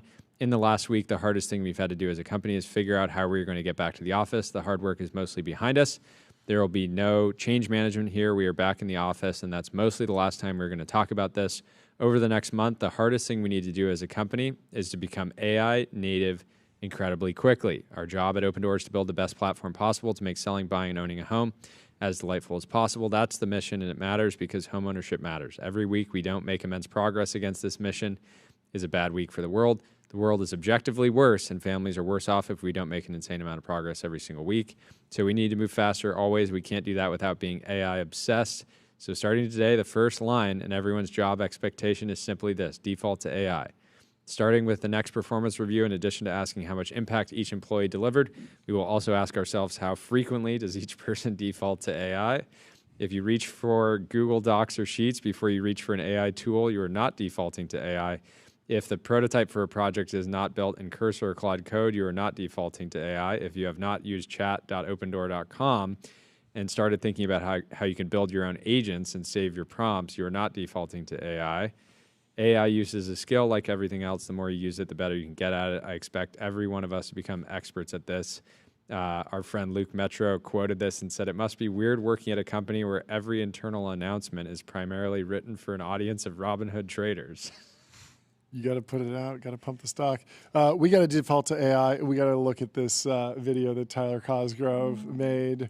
Can we pull up the Sora video? Walk us through your reaction so far to Sora 2. It's like really good. It's really good. I mean, right? yes. So when you go on, you can make you can like use your own face. Yeah. You have to like read this text and you take a video. Proof but it's of like life. pretty insane. Yeah. Okay. Like, yeah. Let's Did you play. use WorldCoin? No, but No, it's there's no, clearly like eye a. scanning. Yeah, we're on that path. Can we pull up the video of Tyler Cosgrove fighting the bear that he generated? Look at this, Jordy. Look at that. It looks Is exactly there like audio? Oh, the Bears winning. Wait, replay it. Pick the wrong day, big guy. Come on then. Let's go. that does kind of sound like you. Did you do audio too? Yeah. So when you go You on, read you and have it- to read it some. finds- Wait, did tunes? you give it the line? You picked the wrong day, big guy, or did No, no. I Did didn't say that? that. What was your prompt? I think it was just Tyler Oh, fights so- a bear. Okay, wait. How much of I this also was made a prompted ramp by Sora? Like, did So- it tell you, here's the scene, you're gonna fight a bear, here's kind of the line? So basically, it's called a cameo when you use your own face. So you basically tag yourself. Yep. And then all I said was like, it was like at Tyler fights a bear or That's is it. fighting a bear. Wow, And everything else. that's really good. Yeah. These are going to be I incredibly made a rave viral. Let's ad, play another yeah. one. Okay, a little odd. And here's the ramp card. You did Same not name as the land board. it. Fast, simple, and it works everywhere I skate. That's all you need. I like the ramp ad. That's Wow. good. Okay, did not land that at And all. here's the ramp card. Same name Very as the board. sloppy. Fast. You saw that, right, Jordy? You saw that, like. Yeah, you did not. Did not. stomp You did that. not land this. Look at this. You grab the board and then you I just mean, land on your feet. technically, There's a cut physically, there. that would be possible. You could land on the tail of the board. Okay. But it would be. I've never seen somebody actually pull that off. It'd be very difficult. You to. just did. That is wild. Can you make a Turbo Puffer ad next? We'll come back to it. Yeah. Work on that. Puffer Um, fish. Deconstructed cha. The lion actually concerns himself with all kinds of things, and is kind of struggling right now. The 55,000 likes. Oh my that went God. mainstream. People love the lion. The lion does not concern himself with all sorts of things, but today the lion does. It's always where is the lion, never how is the lion. These villagers. What is this picture from Chongqing? It's 8 p.m. in Chongqing. You and the boys hit hot pot and spend 6 hours feasting and drinking beer in a steamy, spicy room. The next day, hungover, you go to an indoor shrimp fishing and chain smoke the day away. This is what life is like in Chongqing. Shrimp I mean, that farming would be underrated. Fun to do. Just do that with the boys. This does seem fun. Have you ever gotten into shrimp farming? No, I mean this is sort of like feels like a kiddie pool meets fishing, but also indoors. How do it's you- a very predictable endeavor. Yeah, it's kind of like shooting fish in a barrel. How do you fish for shrimp? Do you have just like a normal hook? Do they bite on hooks? You guys don't know the indoor shrimp farming? I mean, John, you have, know you have the a garage. meme. I But know it's the not You have a meme garage. farming. Isn't of this like a farming. I don't know about recreational- fishing. This is That fishing. looks more like recreational, like indoor fishing. This is fishing. You cast Very a little line. I anti-Canadian. think. Very I mean, maybe it's anti-Canadian. just maybe you tell your family that you're gonna go get dinner, but really what you're doing is you just sit and you just drink beer for 3 hours, and you put the net in, then you walk home with that. Yeah. That's sort of the vibe I'm getting out of this image. Okay, here's a test from Lulu. We'll see if you pass it. She says, if you're writing an announcement for an AI product, try removing all instances of AI and see if the pitch still holds up. Built with AI isn't a differentiator, so go figure it out. Do you agree with that strategy? I would agree with that strategy. And let's I would review the say- Cursor homepage or the Turbo Puffer homepage, which of I course don't think is it used even by- says AI. I don't think you do. It says Turbo Puffer, search every byte, serverless vector and full text search, built from first principles on object storage, fast, 10x cheaper, and extremely scalable. Client, memory, SSD cache, object Built different. storage. I don't. I 1 think if trillion you command documents. F No, on that page, I don't think there's no any AI. AI. Wow, yeah, because it's irrelevant. It is as ubiquitous as Actually, mobile web. it does have AI in it. In It the does, in the where? bottom, it says email, and you can contact support. And in the email, it's EMAIL. Oh, okay, So- got him, yeah. got him. Got to Remove put you that. in the true zone Remove there. All that. right, yeah, But okay. yeah, I mean, we see Fact this a check. lot. Send a there's, missive. There's, we hear a lot of pitches on the show. Many great pitches. But something I frequently come back to is, people will tell you they're building AI agents.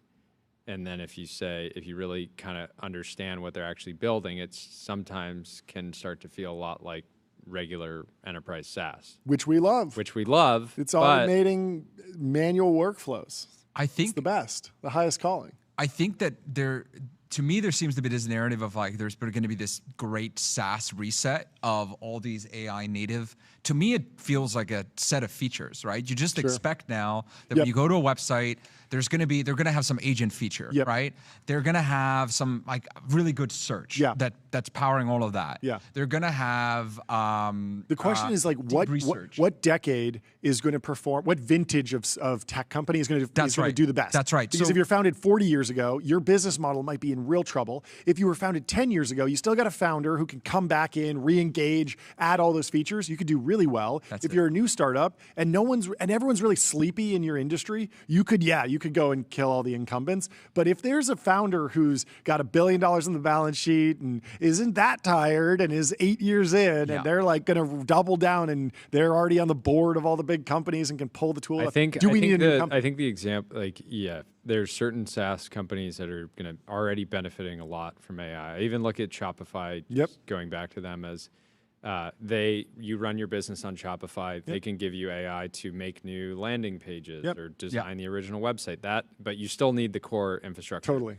Where it gets challenging, going back to the Brett Taylor with Sierra example, if you're competing with Brett Taylor, where Brett is saying, I'm going to replace a lot of the tickets you get, we're going to be able to solve with AI, and we're going to charge you based on the value that we're providing. So if you're paying for these many reps today, we're going to charge you some fraction of that, right? So you have Brett Taylor with But the Sierra, challenge new is company. he's competing with a company that is doing a seats-based, ticket management and customer service platform, whose incentive is that they want you to scale the number of reps you have.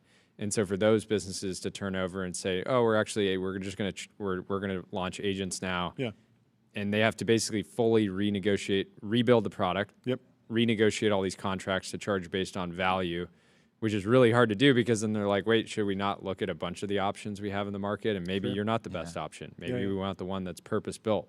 I think, if you're building a company, you want to have, there's maybe 5 or so different attributes that you can compete with the big incumbents on, right?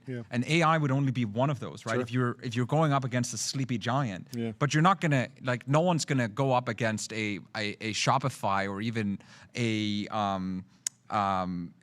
some of these companies that are very strong and where an AI just seems silly to try and go out and pitch a company that's AI first commerce, right? It's a feature. But then if you can double down and not just do AI, but also do on the business model, the pricing, like what Brett is doing with Sierra with outcome based. Well, now you got something really interesting, right? If you also change the unit economics, the more of these you can stack on, you've got a real shot at building a generational company. Well, Thank you so much for coming on. We have let's watch this. We have a new turbo. Sora. This is me searching through every bite. Okay. Riding a pufferfish was never on my bucket list, but I'm glad I'm doing it. Look at those clouds. We're so high up. Oh, he's puffing. Hold on, buddy. This is the best day ever. Woo, we're flying. Riding a pufferfish was never on my bucket list. It's but I'm pretty good. Is this slop? I think this is art. We're in the post slop era. Wait till you hear the audio. You can't hear. Simon doesn't have the audio, but the audio is amazing. It sounds like you. A little bit, yeah. Look at those clouds. We're so high up. Wait, This is the best day ever. It's great. Last thing I wanted to go through, because we were talking off air about it, was reasons to raise. Sure.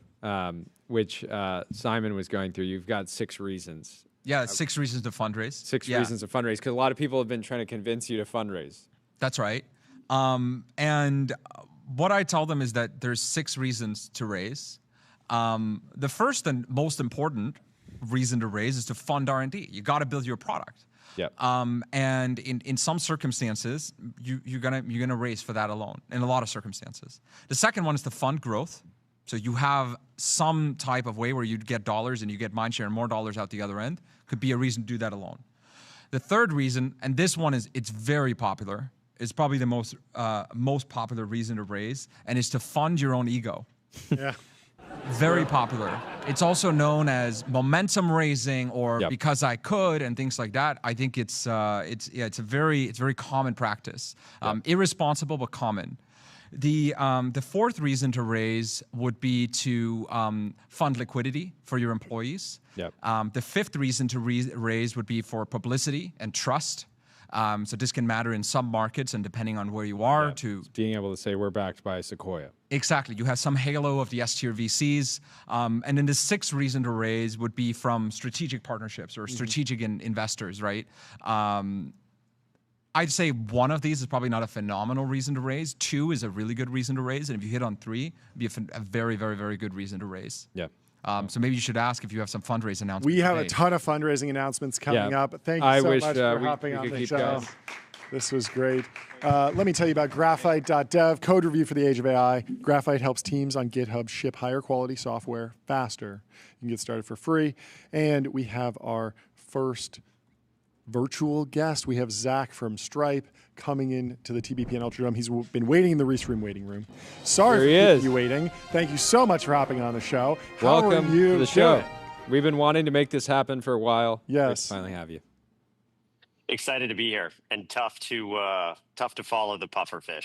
It really is. Fish is fun. Still, I will try. Give us the update on stablecoin news. We've covered it on the show a few times. We talked about the acquisition, but what's the newest news in your world?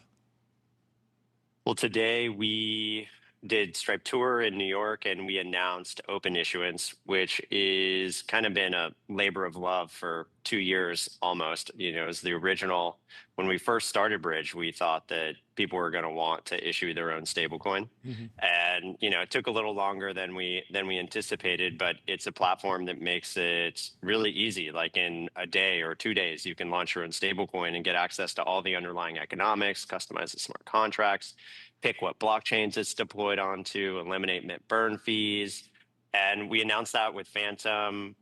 We in Hyperliquid and Dakota and MetaMask and a bunch of others. So really excited about what this means for the stablecoin space generally. Congratulations. What is the future millions of different stablecoins that and you guys and others are helping facilitate, transactions between each of them? Like, how do you imagine this market evolving? Because we've been living in what will be the most simple era, which was the era of USDC and USDT and a handful of other kind of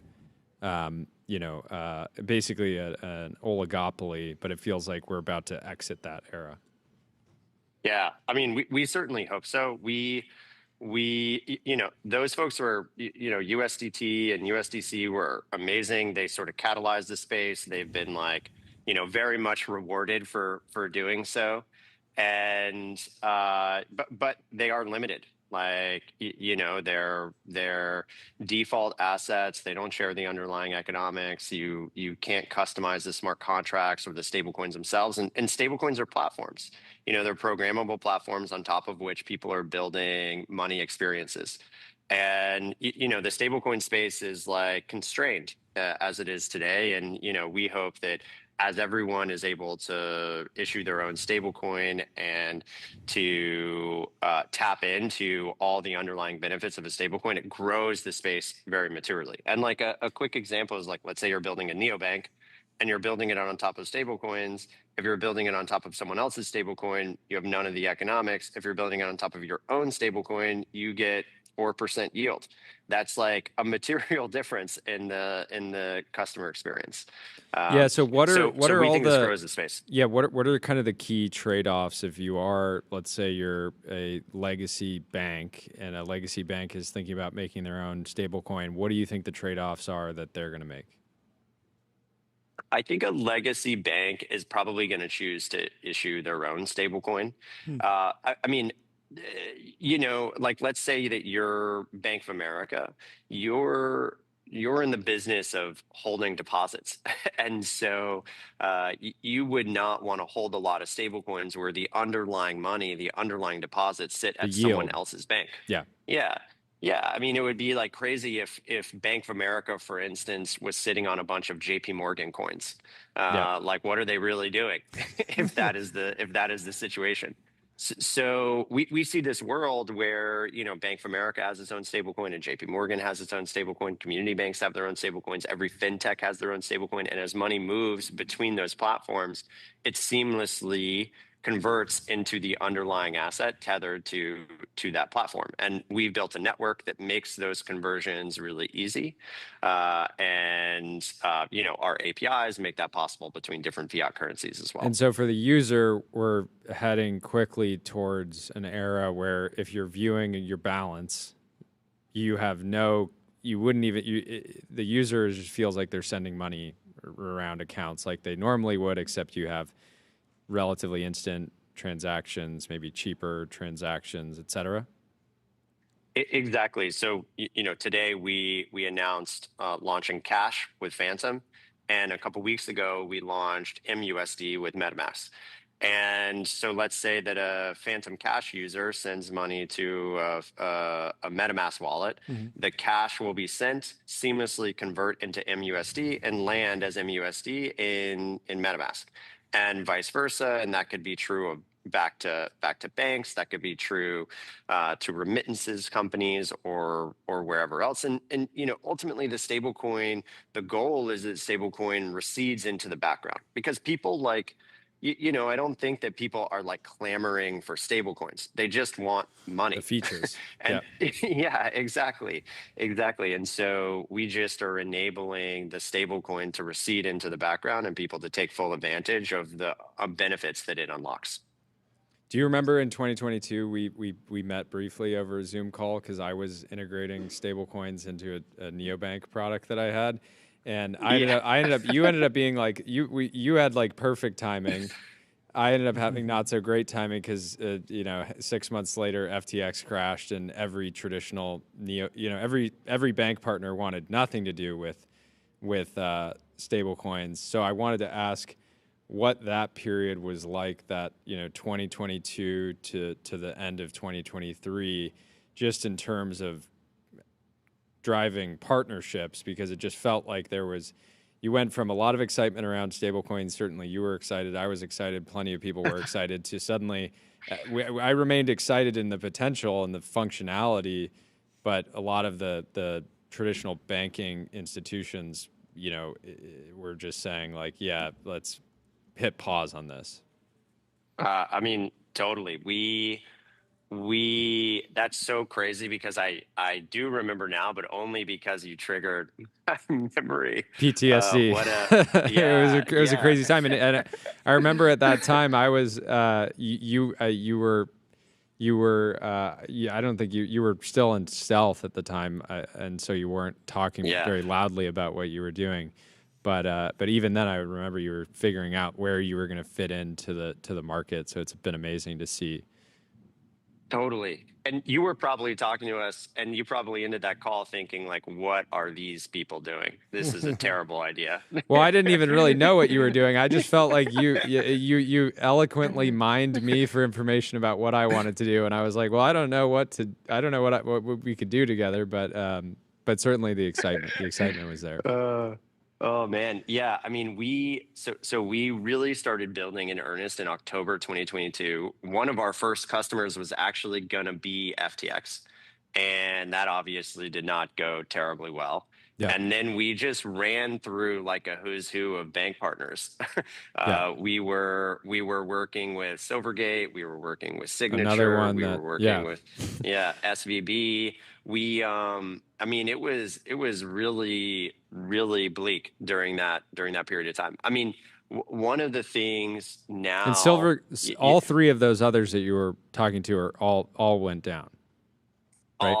All out of business. Out of business. So Bridge, the lone survivor. Yeah. It was really about it clearly was just about making it through. That's what mattered. Exactly. It was and the week that we launched, the week that we finally got it together and were able to move money was the week when we moved our first live dollar, was the week that USDC depegged and SVB collapsed. So we launched this thing, we'd been building it for a year, and then Sean, my co-founder, and I were on Friday, I remember talking to him, I was I think this is it. Might be over. It's a good. This is it. This is a short run. Have a couple drinks this weekend. We'll see what happens on Monday. And then people showed up on Monday and still wanted to move money. And then it's kind of been all uphill from there. But that was dark for sure. Yeah. How open is this? Is open issuance? If you're a building in finance at all, is this something people can get access to today? Yeah, everyone. It's open for everyone. We want anyone to issue stablecoins. We want banks to issue stablecoins. We'd like other acquirers to issue stablecoins.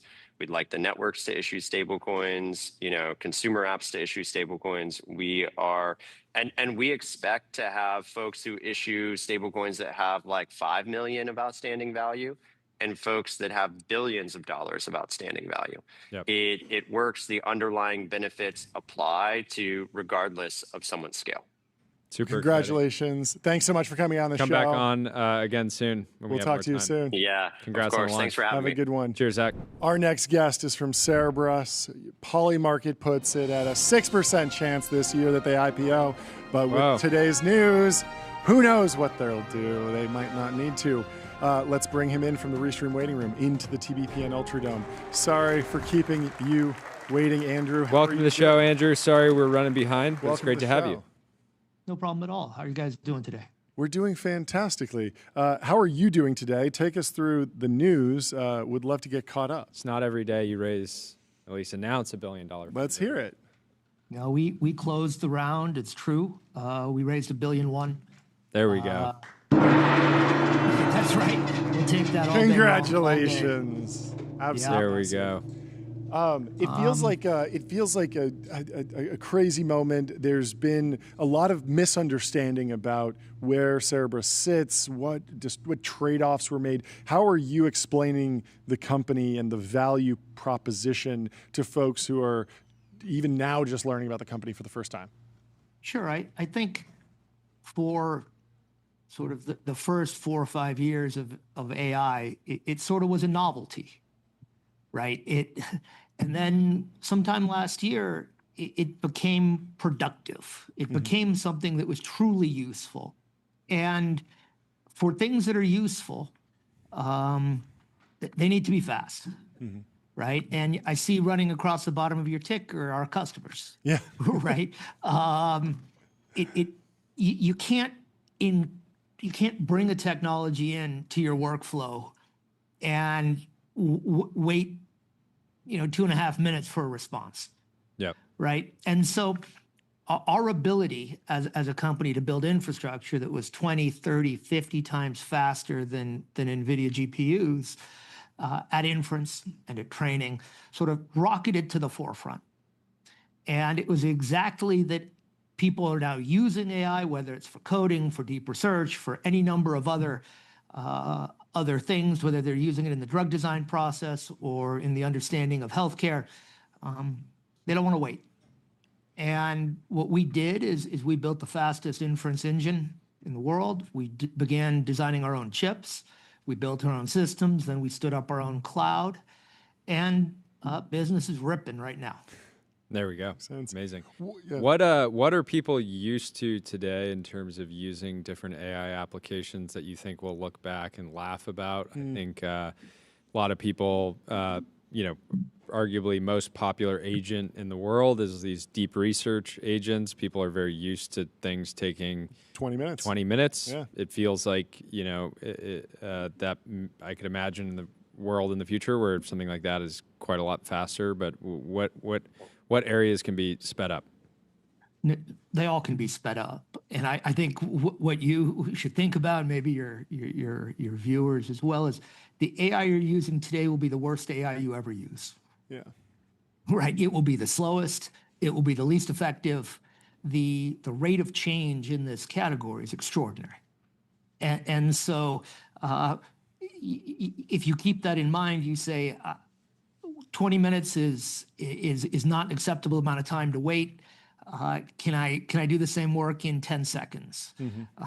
Can I, instead of waiting 4 minutes for my coding, can I have the code actually executing in 1.5 seconds and use the rest of the time to improve it, to identify a bug, to run it again, to improve it, to recognize new features you'd like to bring into the code.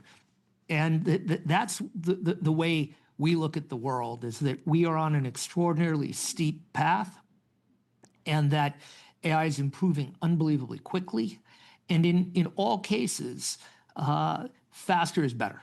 How steep is that curve? How should we be thinking in Moore's law terms? We're going to get the same amount of tokens at half the price every 18 months. Well, how do you see the steep? Yeah, I think the same amount of tokens at half the price, but five times faster. Yeah.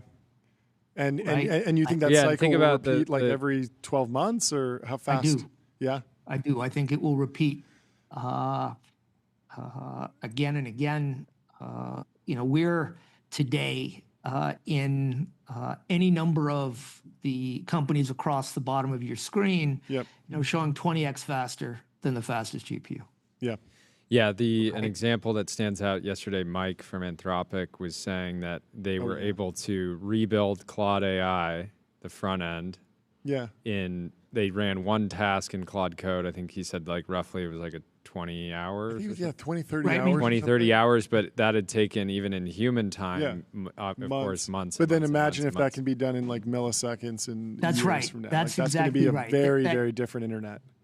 That's right. And I think maybe the interesting thing, just for mindset, is to think about the power of fast infrastructure. When the internet was slow, Netflix delivered DVDs in envelopes, right? When the internet was fast, they're a movie studio, right? The internet speed changed not their business, but it opened up an entirely adjacent set of things they could be. Yeah. And if that work that you just described, that used to take humans months, that now is taking AI 8 hours, if instead it was a minute and a half, all right, we could do different things. It's not just doing the same thing faster, it's we could actually do entirely different things. We could be other things, as Netflix could be something different than a mail order DVD shop. And I think that's exactly sort of the exciting part. I think writing code a little faster is cool, but writing code faster and having it QA'd faster such that your ideas can sort of jump off the page. And we're seeing that early signs of that with companies like Cognition, with Figma. All sorts of amazing ideas are leaping to the fore. It's amazing.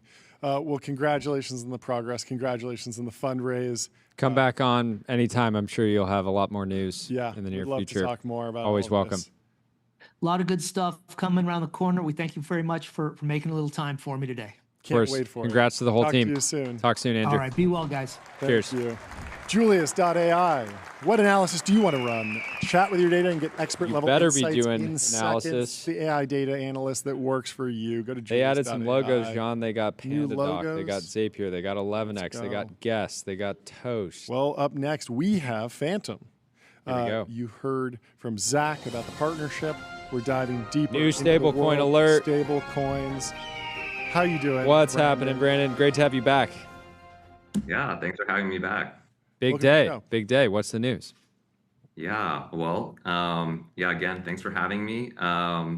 Big news today. Today we launched 2 new products. So one is Cash, the stable coin built on top of open issuance in partnership with Bridge and Stripe. And then the second thing we launched is a product experience called Phantom Cash that's actually built inside the Phantom app that utilizes the Cash stablecoin to basically create a bunch of daily money applications that people, will enrich people's daily consumer financial lives. Do you think this is more about giving folks who are already crypto native using Phantom Wallet access to cash products that they can bring into the real world or like the Web 2 world, or vice versa, like acting as an onboarding process for people who might just want a cash product and then they bootstrap into the rest of the web, rest of the crypto native world? Mm-hmm. Yeah, I think it's both over time. It's more of a sequencing thing. So in the beginning, I suspect that most folks using this product are going to be existing crypto users. on Phantom who have really wanted to use their crypto on a more day-to-day basis to spend for things, pay their bills, buy coffee, etc. And I think once a lot of the network effects there start to get driven and word of mouth happens, then a lot of folks will actually start looking to this, especially from an international perspective, as a place to go first when they want to manage their money. Rudy? What kind of decisions did you guys make around the stablecoins? We just on your new stablecoin, we just had Zach on talking about the different. Every company can make different decisions around what kind of superpowers they want their stablecoin to have. What was most important for Phantom? Mm-hmm. Yeah, so like most folks, we're really excited about stablecoins and the promise of bringing real-world utility to crypto. And so we initially set out not to build our own stablecoin, actually, but to build this consumer product that I described first. And as we went through the process of that, we basically figured out that the stablecoin that we needed to build the experience that we wanted didn't really exist on the market. So I think on one end of the spectrum, there's USDC. USDC is great. It has a lot of compatibility, liquidity, et cetera. But obviously, it doesn't allow you to earn any rewards from the stable coins that you're responsible for driving. Mm-hmm. And then on the other end of the spectrum is using something like open issuance and creating your own branded stable coins. So something like MetaMask USD, that's supposed to be that basically you're taking a lot more operational overhead to really get out there and distribute. And so we basically identified that there was this really interesting middle ground option that was not available, where, the vast majority of companies, I think, are not really in the position to roll their own stablecoin. I think there's a set of very large companies that have a lot of brand equity, a lot of users, and a lot of resources to actually take on a lot of that operational overhead. Yeah. But then there's sort of this fat middle part of the curve of a lot of companies that want to get into want to provide stablecoins for their users and earn some rewards from it, but don't necessarily want to go through all the operational complexity. So we think cash is a really good option for them. So then through that whole process, that's basically how we got to creating this stablecoin, which we view as not necessarily Phantom's stablecoin, but more of a neutral stablecoin in which we are building our own products on top of, but anyone else can also build. So where do you expect the most new cash to come from? Is it somebody in the Phantom app that is bringing assets from regular USD bank account and they want to bring those dollars on chain, or I imagine you guys, Phantom's non-custodial, but I imagine you guys help manage billions of dollars of assets. And so are you creating incentives for people to swap into cash? What does that look like? Mm-hmm. So at first, I do believe that most of the cash that's being originated will be originated on our platform because, we spent a lot of time building out this product, Phantom Cash product, that I mentioned. And a lot of folks, basically the way that you get cash within the app, there's two different ways. There's sort of the on-chain native way where you take your existing crypto and you swap into cash using some sort of DeFi tool or decentralized exchange or something like that.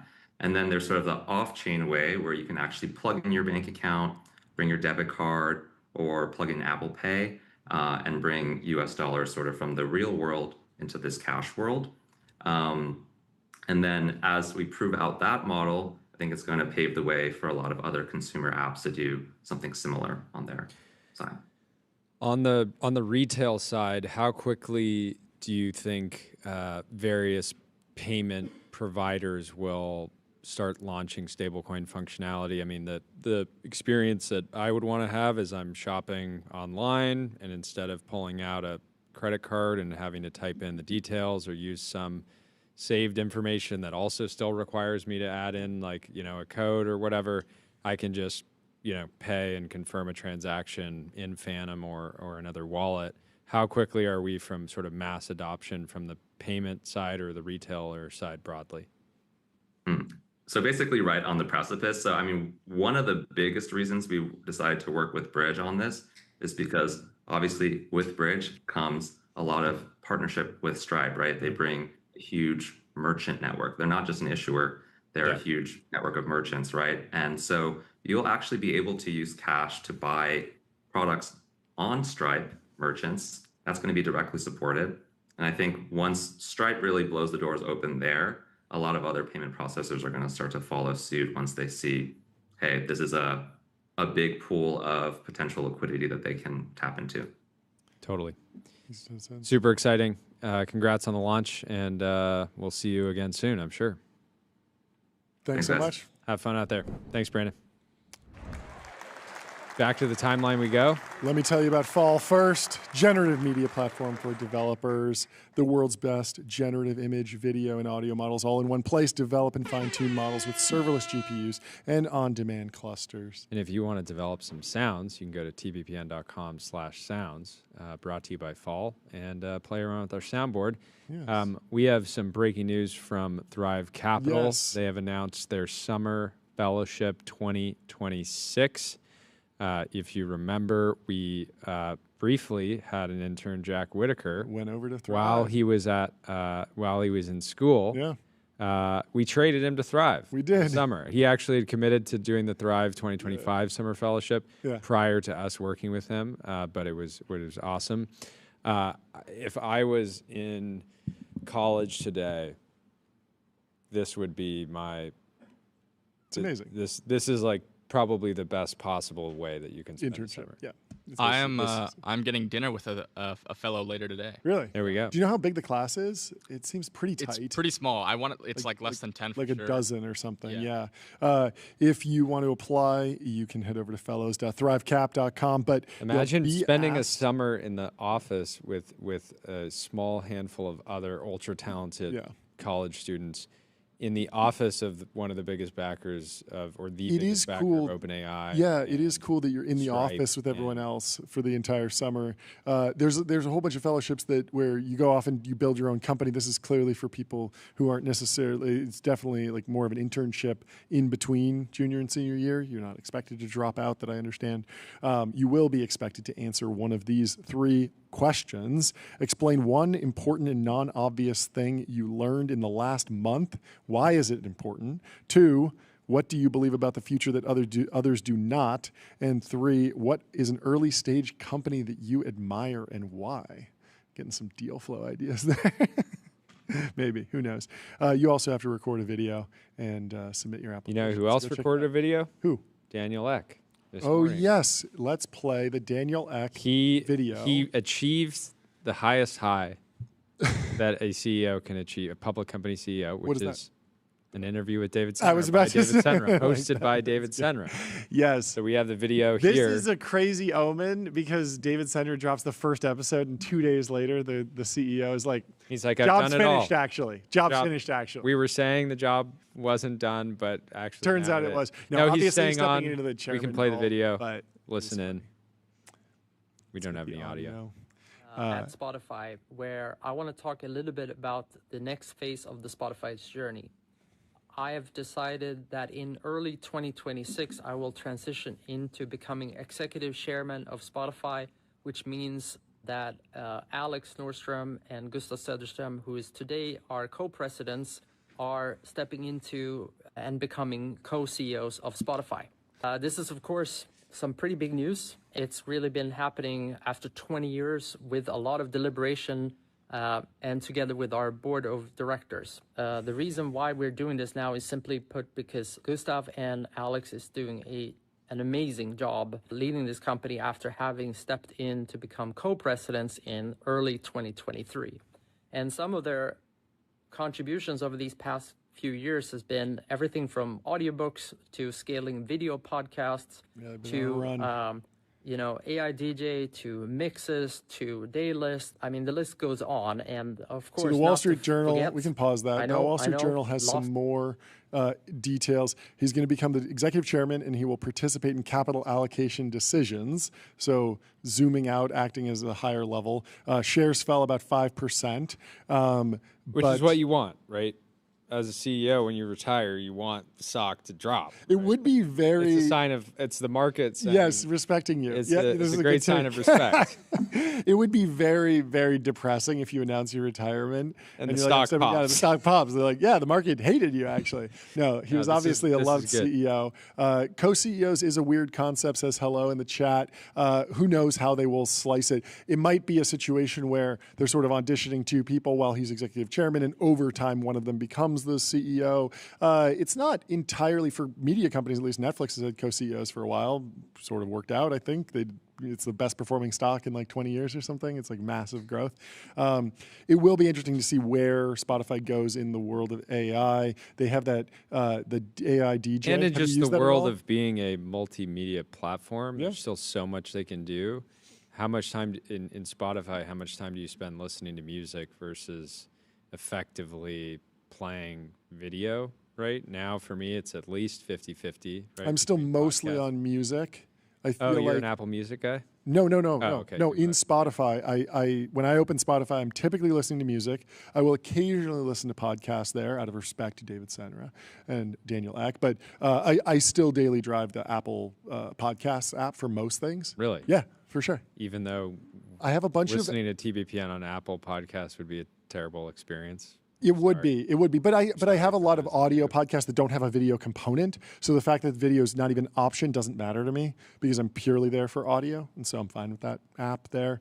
It will be interesting to see where they go with AI. Have you used the Spotify AI DJ at all? No.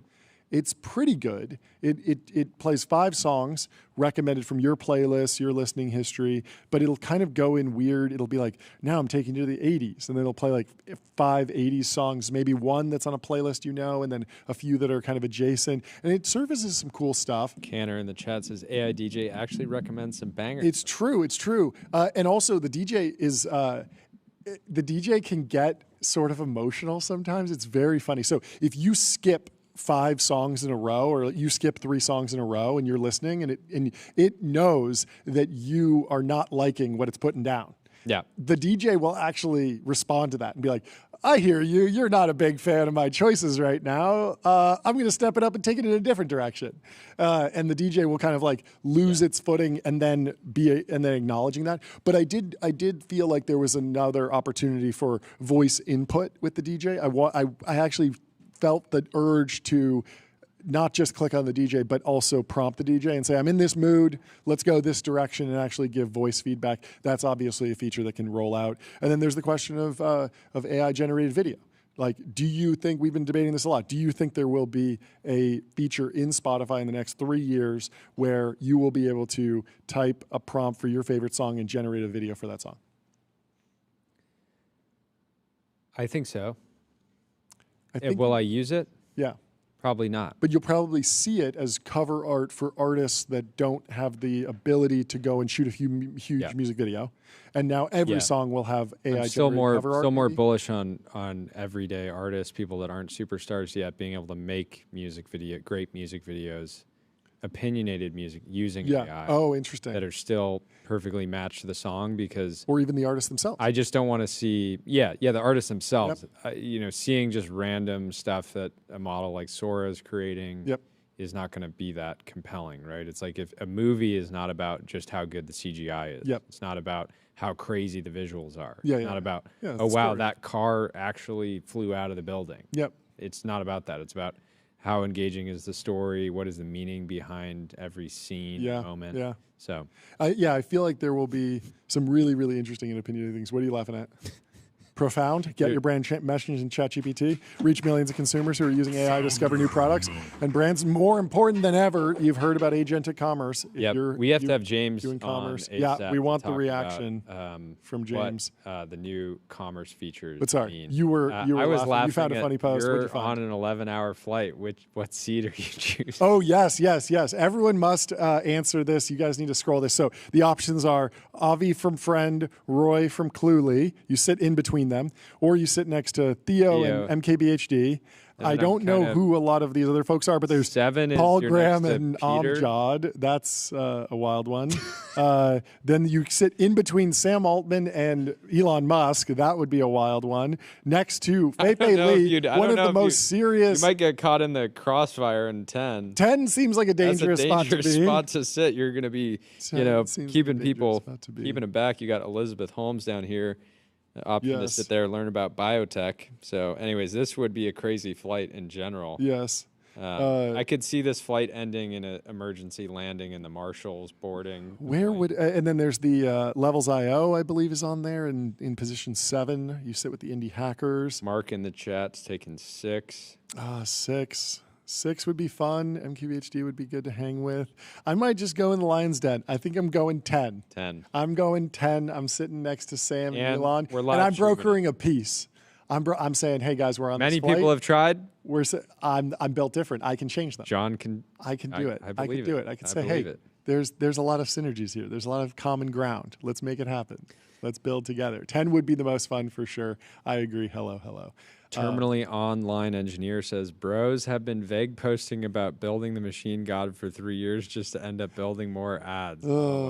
Yes. The why not machine both? god is part. The machine god is just beyond creating the ad inventory. The ad inventory. It says a lot that we built machine god and all it wants to do is advertise. ads. Yeah, ads are in the critical path for machine god. Yep. You gotta must fund. build the You gotta ads fund first. yourself somehow. But also, I mean, I think that the machine god memes were honestly freaking people out. They were. I mean, you see the Eliezer Yudikowsky book. You see people like really getting nervous and like thinking about like, what if the world transforms completely in the next 2 days? Like, am I gonna make it? What's gonna happen? Not even if it's paperclipped. I'm gonna have a job. And the thing that I like is it gonna continue to exist? And all the evidence points to. Yes, like you will still be able to buy the products that you like. You'll be able to sell them. It'll be a little bit more efficient, and everyone will probably have a pretty good time. So I'm feeling pretty optimistic.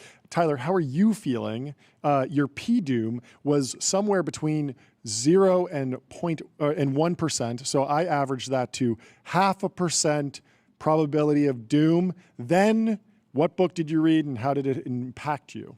Yeah. So this is the Eliezer book. I still have one chapter left. I'm not actually done, but that just completely one-shots you, changes your entire. I mean, life. it was like it's like pretty blackpilling, right? It is. Yeah. But was it effective blackpilling, or is it just black pills that just kind of bounce off you? Didn't really swallow them. We might let you borrow the puffer for a little bit because this will the puffer is the puffer is the ultimate white pill. You see the puffer, you just this is great. Anyway, I mean, walk me through like it. so I've read a lot of like the kind of OG less wrong stuff. Yep. So there aren't like a ton of new arguments in the book. But it's kind of just like a nice condensed form. But I mean, it's like part of the book is like this story that they tell of like a plausible, future of like if things are currently going how they're going, they stay like that. Maybe this could happen. Yep. And it's like fairly reasonable, and it kind of ends up with the Earth is like turned into solar panels. Yeah, it's like nanobots kind of destroy everyone. Yeah, I would TJ say in the chat says, "Did you get that book from the fiction section?" TJ, thank you. I would say yes, it is like, science fiction. I don't know if my PDoom is like way higher, but I think maybe there's more of me that wants to like basically go into like interpretability research or something. Sure. Because even like I think it's kind of interesting to see that like doomers are basically like by far the most AGI pilled people. Sure. Like if you look at like OpenAI is releasing this consumer product for AI video versus like Eliezer coming out with this book. It's like there's a big distinction between what like their what they think the future will be like. Yeah, exactly.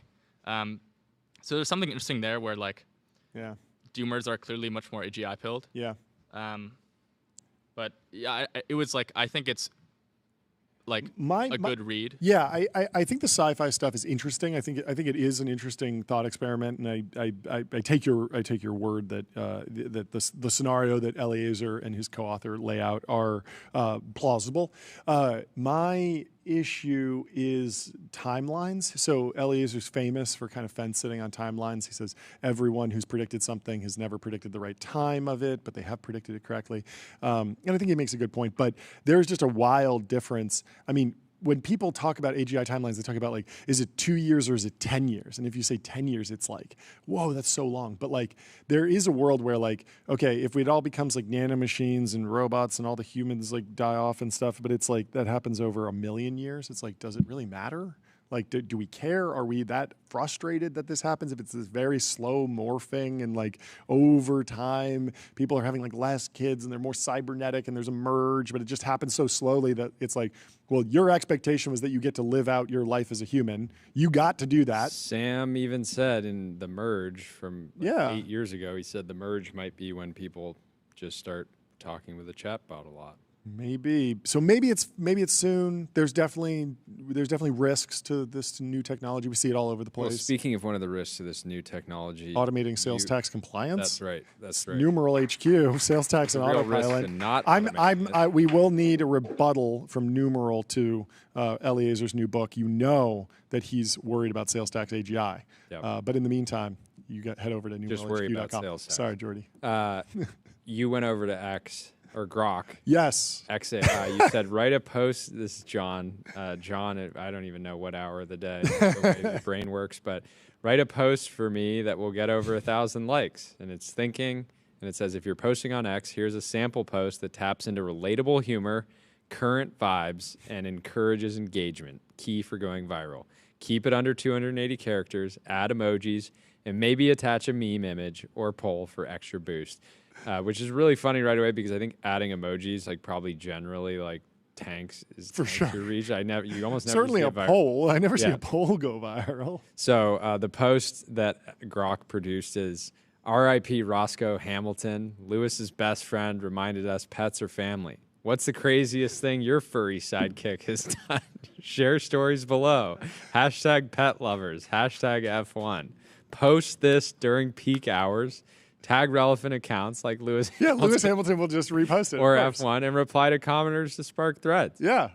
Yeah, I mean, to be fair. Did you post this? I didn't post this. You got to post it. You think I got to post this? Post this right now. I'll post it. I will post it. But so my question was, Rune had this post about like, we saw this banger archive. Like there are certain strings of English text that are like one sentence. And if you post it, it will just go massively viral. There are certain things that just strike a chord. And it seems like it's really hard to design those. And I was thinking like Elon has an incredible team at XAI. He's GPU rich. Like there's no doubt that Grok is like a frontier capable model, maybe a little bit overtrained on certain evals or whatever, but it's clearly like it has all the XAI data. It has every tweet ever.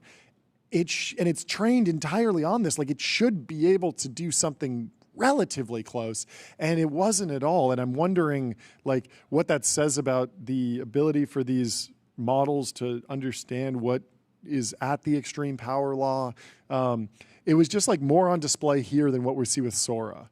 And I'm wondering like how will this actually play out? Like I was ready to be surprised if it posted something that was relevant, that I was thinking about, that I might even post. But this is, I didn't even know that Lewis Hamilton's pet had passed away. R.I.P. to Roscoe. When Hamilton. did it happen? It happened. Like that's where Grok excelled.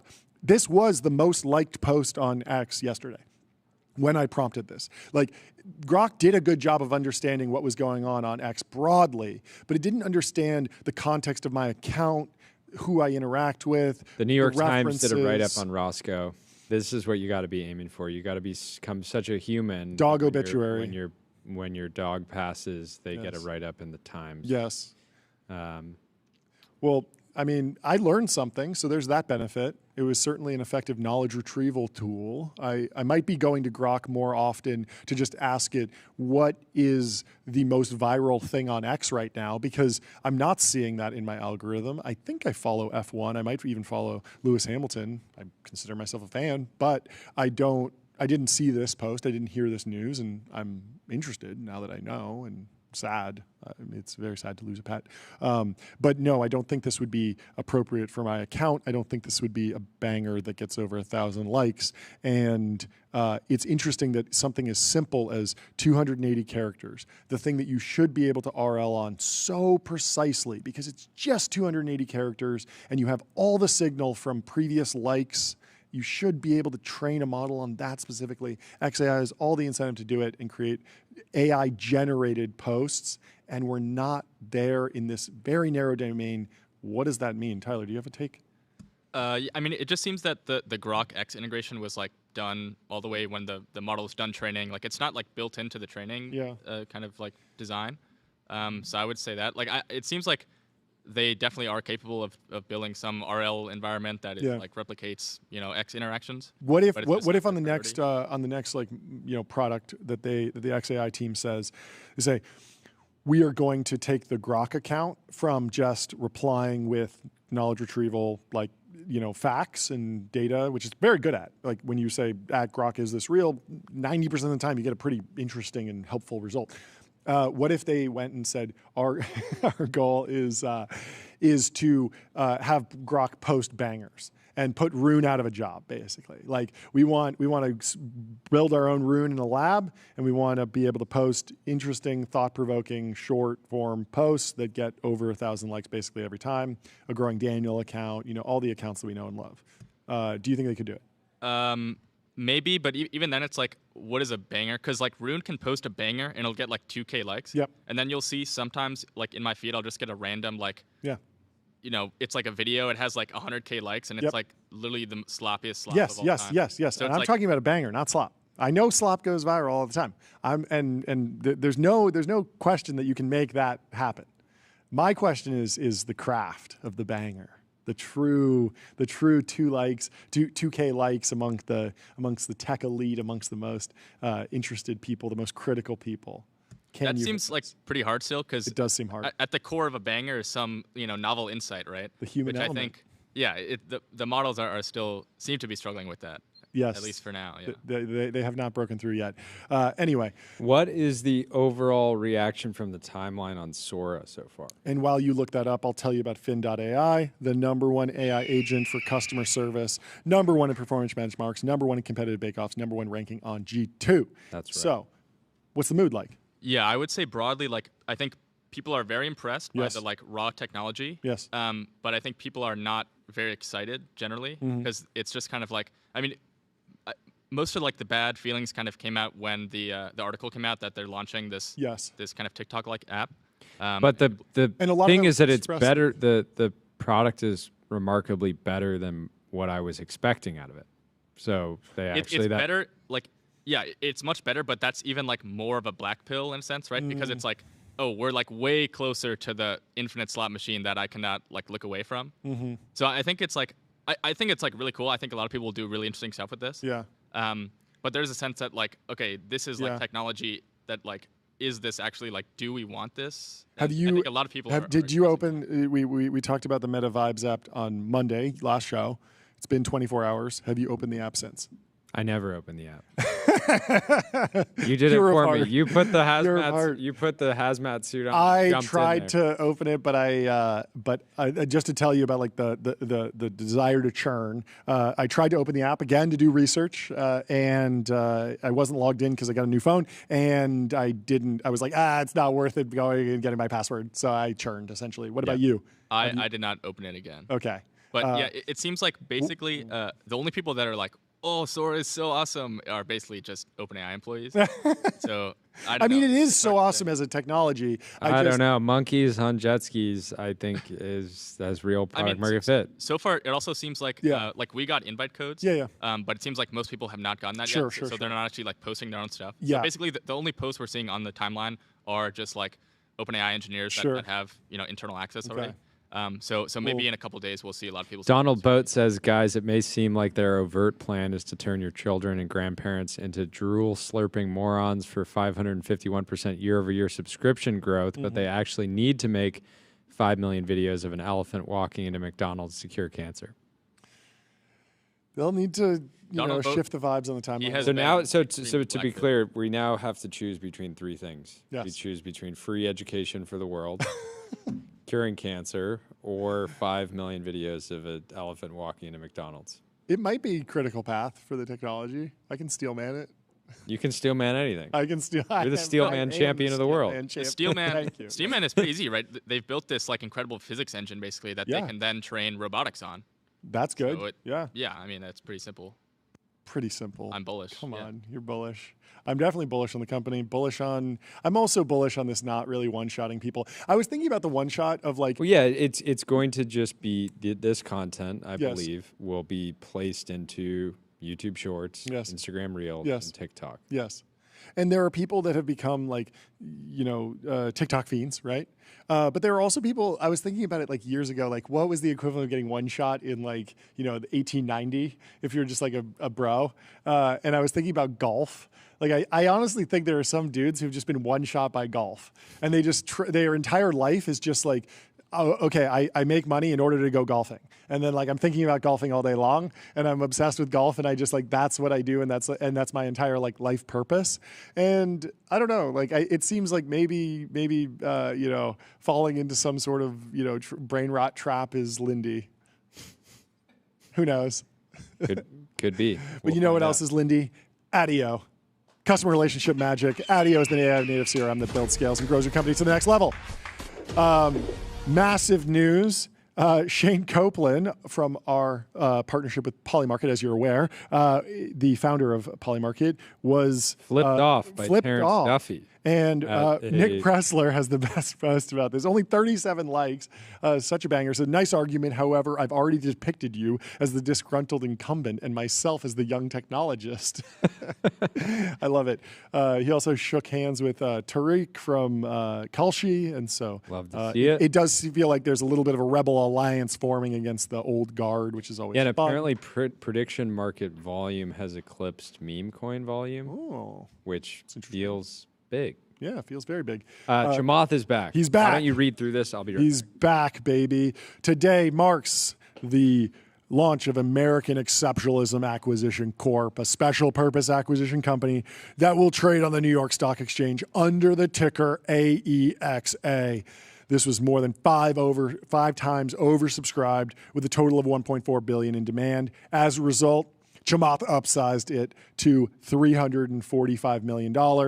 The capital gives him a flexible pool to pursue opportunities in sectors that are reshaping the American economy. He's targeting AI, energy, defense, decentralized finance. That's a really broad remit. Wow. I think of those as very different markets with very different strategies. I'm pretty excited about him thinking about doing something in energy. We've seen the cost, we talked about it earlier on the show, we've seen the cost of energy rising. That's a green flag for go build more energy, whether it's in nuclear, solar, wind, geothermal, hydro, do something to bring down the cost of energy. Everyone benefits. It's like one of the biggest economic indicators for just prosperity is, kilowatt hours per capita.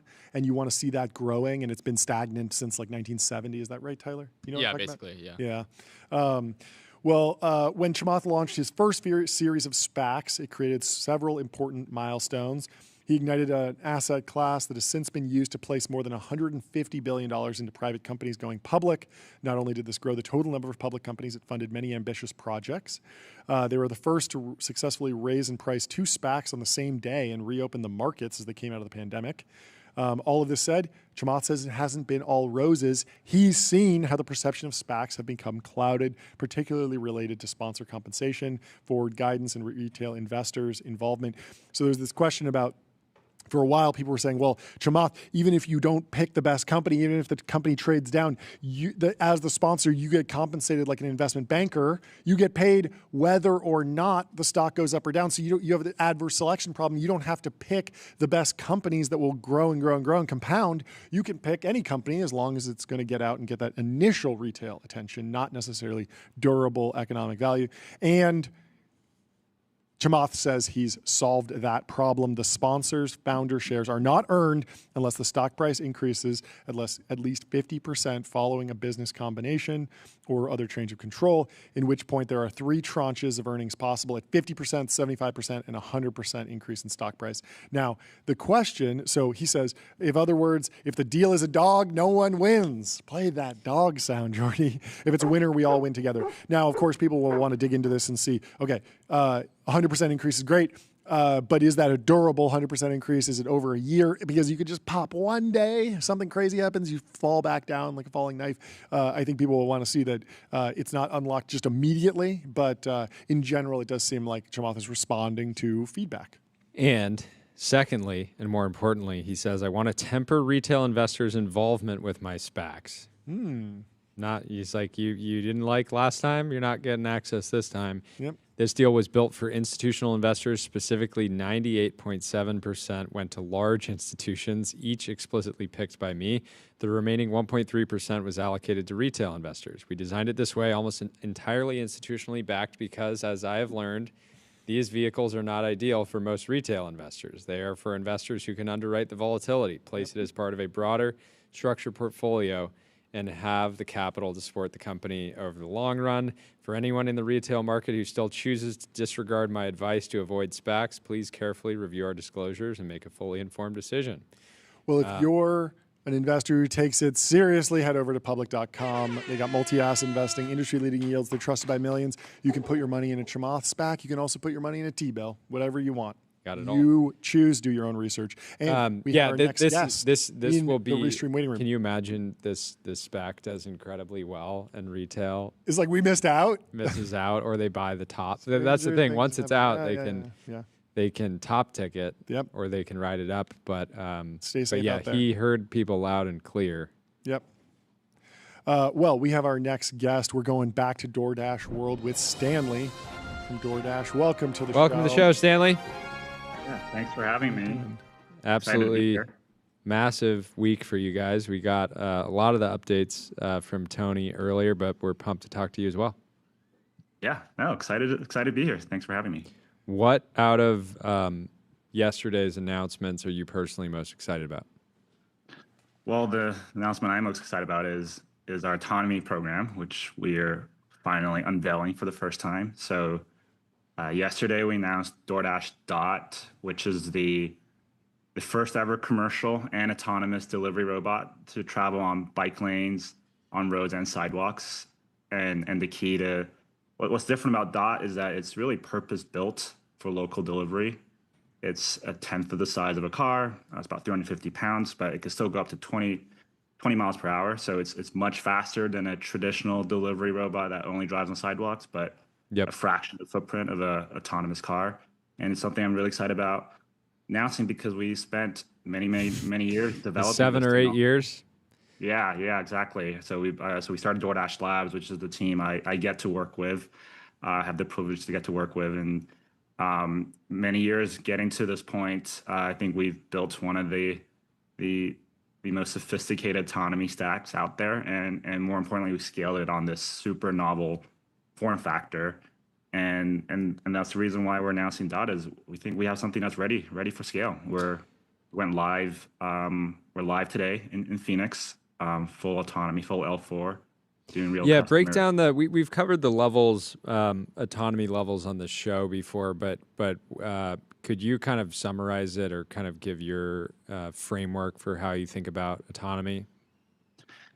Yeah, I mean, I think for us, like building autonomy, well, I think there's a lot of nuances when it comes to autonomy. Building autonomy for like local delivery, our use case is actually a pretty different challenge than, let's say, autonomous vehicles. I mean, you're obviously seeing a lot of progress in the past few years in the robotaxi space with the likes of Waymo's, and things like that. But autonomy for delivery is a slightly different problem. I mean, it's like it's not just and the reason is because there's this third party involved. It's called the merchant. It's not just you and a robotaxi. The hardware, yeah. Yeah, right. And there's a merchant. It's about delivering packages, not people. And really, you have to figure out how do you solve that. Solving that first and last 50 feet problem becomes super, super critical because people expect packages to be delivered right to their doorstep. Merchants, you have to make it really easy for a merchant to integrate into a robot. And so you guys had to build your own map system just because of even how challenging last mile is when you have a human that's doing the delivery, right? Exactly, right? Exactly. I mean, I mean, like you said, I mean, we've done over 10 billion deliveries in our lifetime. We have so much data on what works, what doesn't, insights into, like you said, where that pickup point is, drop off point is, like the exact door you need to go into. Is it a long distance delivery, short distance? Like pizza delivers differently, like ice cream, groceries versus restaurant food. So it's really like all that data that we've gathered, and you kind of have to distill all that down into in your guys' research, how important did you find, or did you think it would be to make the robot cute? It's a very cute robot, and that feels important for the way in which people out in the real world engage. I've seen people messing with all different types of robots. I mean, the number one example being here in Los Angeles, there was an era where people celebrated throwing scooters off of buildings. You remember this? Yeah, Bird Graveyard. Yeah, Bird Graveyard account was... Birds they just looked like normal scooters. They weren't really cute, but they also didn't look dystopian to me. But people weren't were dystopian, just, like, but they trolling, weren't at all like, you know, if somebody was going to mess with Dot, it's like you're messing with a baby carriage. Yeah, it does look like that. A burrito baby carriage. It doesn't feel, It would feel very wrong to mess with it. And I think that's important for durability of the fleet, right? Yeah. And making the environment better. Right? If you see one of these, you're going to smile and think, oh, that's cute. For sure. Totally. I mean, that was and it was very, very intentional the way we came up with the design, because the last thing you want is, oh, this is like an alien spaceship that landed in your neighborhood. Yeah. It's like, this is your friendly neighborhood delivery robot. You guys are integrating with other types of fleets as well over time. I know drones are a category that you guys are partnering on. How should companies be thinking about integrating into the DoorDash network if they're building actual hardware that they want to participate in this physical delivery economy? Yeah, I mean, totally. I mean, I think the other announcement we made yesterday is also our autonomous delivery platform, which is really the secret sauce that makes all of this possible, including Dot. Like, Dot is really part of the bigger, broader vision of creating this multimodal fleet that hopefully will consist of all types of modalities, right? And the reason is because the scale at which DoorDash is operating today. You know, we've done 10 billion deliveries. The variety, the use cases that we have on DoorDash now, from groceries to food to restaurant to, you can order a toothbrush and iPads on DoorDash now. Like, we're going to need all the modalities we can get. So our vision here is really creating a multimodal future of, some orders might be great for Dashers. If it's like a complex grocery order that requires pick and pack, or you're navigating through apartment complexes, you still need a Dasher. If it's a 5-minute, you want 5-minute coffee delivered in a rural area, drones are great for that. Yep. If it's a dense urban core, college campuses, we still want sidewalk robots. And of course, there's Dot, which we think is really ideal for the kind of the dense suburbs, that 3 to 5 mile delivery in the dense suburbs, places like Phoenix, places like Dallas. Markets that you guys dominated in from the very beginning. Exactly. I did the markets where a lot of the delivery that DoorDash happened, and we're known to be the delivery company that was built off of the fact that we went after the suburbs, the kind of the underserved delivery markets. In the history of the chatbot, I think of the Transformer paper as a key turning point, then the common crawl, scrape the entire web into a database as an important milestone, and then the scaling of compute and the larger and larger clusters to get from GPT-3 to GPT-4, and then maybe you put RLHF in there as well. What's going on in delivery robots? Like, is the transformer paper important? Is there another kind of algorithmic turning point? Is it a data acquisition? Like, we need to get to a certain scale of data to make this work? Is it a certain amount of training compute? Are we training these models on massive clusters? Like, what happened in the tech tree to get us to this point? Totally. I mean, it's probably a little. The honest answer is probably a little bit of all of the above. Yeah. I mean, I think I'll say the big inflection point in our space, or kind of my version of what I call like the 4-minute mile version, breaking the 4-minute mile barrier for autonomy, is definitely seeing Waymo making it possible in autonomous rideshare. And I think that was kind of the proof point that that the tech is possible. And all of a sudden the problem shifted from, it's no longer a science fiction R&D kind of initiative. Now it's fully shifted into how do you commercialize, operationalize, scale, kind of hardware. On Waymo and Tesla have taken like hard lines on LiDAR versus camera only. Have you had to take a hard line there? Are you thinking that to be more flexible there? Like, what's your take? Yeah, no, well, our stack is we use cameras, LiDARs, and radar, but it's definitely a camera primary approach. And I think it's going to be increasingly more camera heavy especially as sensors get better and better. ML gets better. I think there's also the shift from 10 years ago, perhaps the autonomy approach was a lot more kind of heuristics or rule based. And over the past few years, like the entire industry, I mean, obviously Tesla is kind of the lead on that, is kind of shifted to kind of ML, AI, kind of more end-to-end kind of approach. So that, I mean, I think that's definitely which is why you're saying like autonomy, that the software piece of autonomy is now finally coming to fruition. And now you're seeing the problem now it's shifted towards, okay, now you have the software figured out. How do you actually scale hardware? How do you actually scale operations? How do you scale commercialization?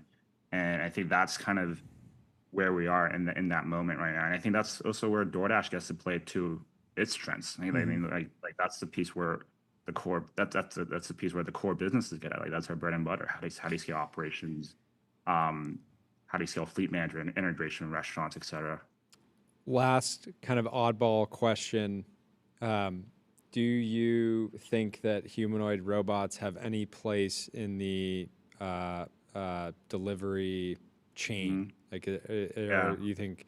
I'm sure you guys have been pitched from various companies trying to say, "Hey, you guys work with a lot of restaurants. Maybe we can integrate there." Or is there a world where an apartment complex has some type of humanoid that can function and help with that last 100 feet of delivery? But or is it just not even that? Great of a form factor. I definitely see it. No, I can see that. I mean, again, it goes back to what's the use case you're going after, what's the problem you're going after. I think one of the biggest mistakes a lot of these people who go into hard tech or AI autonomy end up doing is they end up becomes a research problem, like R&D. Like, they're building technology for the sake of building technology instead of, okay, let's start with what is the use case? What's the problem, right? Just like how we came up with Dot, we start with the problem first, work our way backwards, and then came up with the ideal kind of design form factor. Right. So again, it's like with humanoid. Again, it starts with like what's the use case? Is it something to do with our dash marts and micro fulfillment centers? Is it solving that last 100 feet? Is it something around restaurant? I like to start with the use case first. And then we can see if humanoid is the right solution, and what kind of humanoid. It's pretty funny to think of a humanoid trying to do, like, let's say, like a 4-mile delivery, sprinting with a coffee and a bunch of food. It's just flying everywhere. Yeah, so that's probably not the right use case, or maybe the better use case is at our maybe it's at our dash marts, right? Like that could be, like these. Again, we have to. Let's start with what the use case is and work your way backwards. Yeah, that makes a ton of sense. super, super exciting. Yeah. I don't think DoorDash gets nearly. I mean, obviously, you guys get plenty of attention, but not nearly enough on how many different areas you guys are innovating. So, would love to have you both back on in the near future. Thanks so much for stopping by. Yeah, We'll thanks for talk having to you me. soon. Cheers. All right. And if you want to put your sleep on autonomy, on autonomous mode, head over to 8 Sleep. I might get a be Pod back. 5, get a I might be 5-year back. warranty, 30-night risk-free trial, free returns, free How am I shipping. doing? We have our next guest in the 88. Restream waiting room already. We got Alex from Anthropic. We're bringing him into the Ultra Dome. How you doing, Alex? Good to see you again. What's up? I'm good, man. What's up, fellas? Give us the update in Anthropic world. OpenAI is kind of taking over the timeline again, but there's a bunch of exciting stuff in your world, so break it down for us. Yeah, I mean, every day it just flops, I feel like. Yeah. That's part of your guys' job, is to keep us all up to date. It here. is. Yeah, so big news yesterday. I know you guys had Mike on the show already. Yep. Launched Claude Sonnet 4.5. Yep. Our latest and greatest, the best coding model in the world, and also excels at a ton of other tasks from agents. There we go. Hit that bell going. To just general personality. I thought this model was like one of the best models I've seen in terms of just like tone and interaction.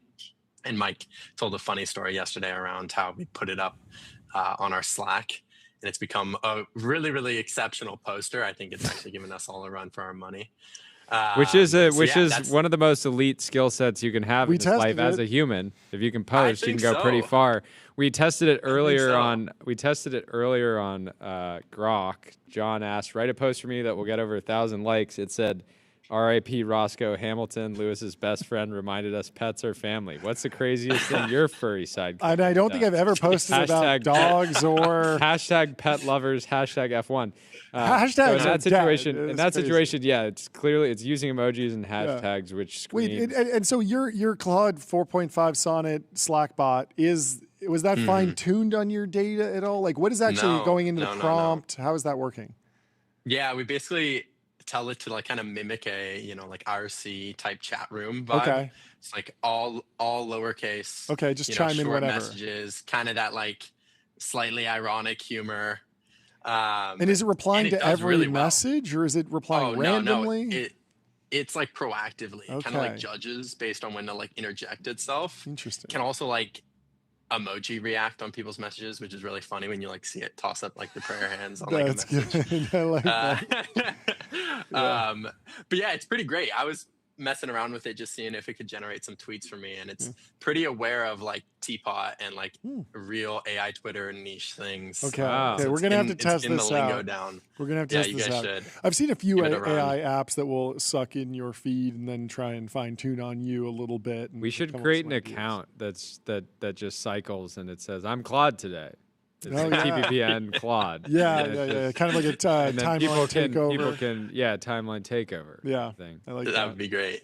Yeah. That would be great. What are you guys seeing already in terms of on the developer side usage, both directly in Claude Code, but then also with your different partners?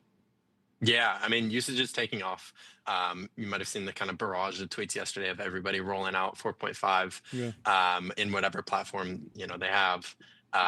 Really good feedback coming in from a lot of our coding customers.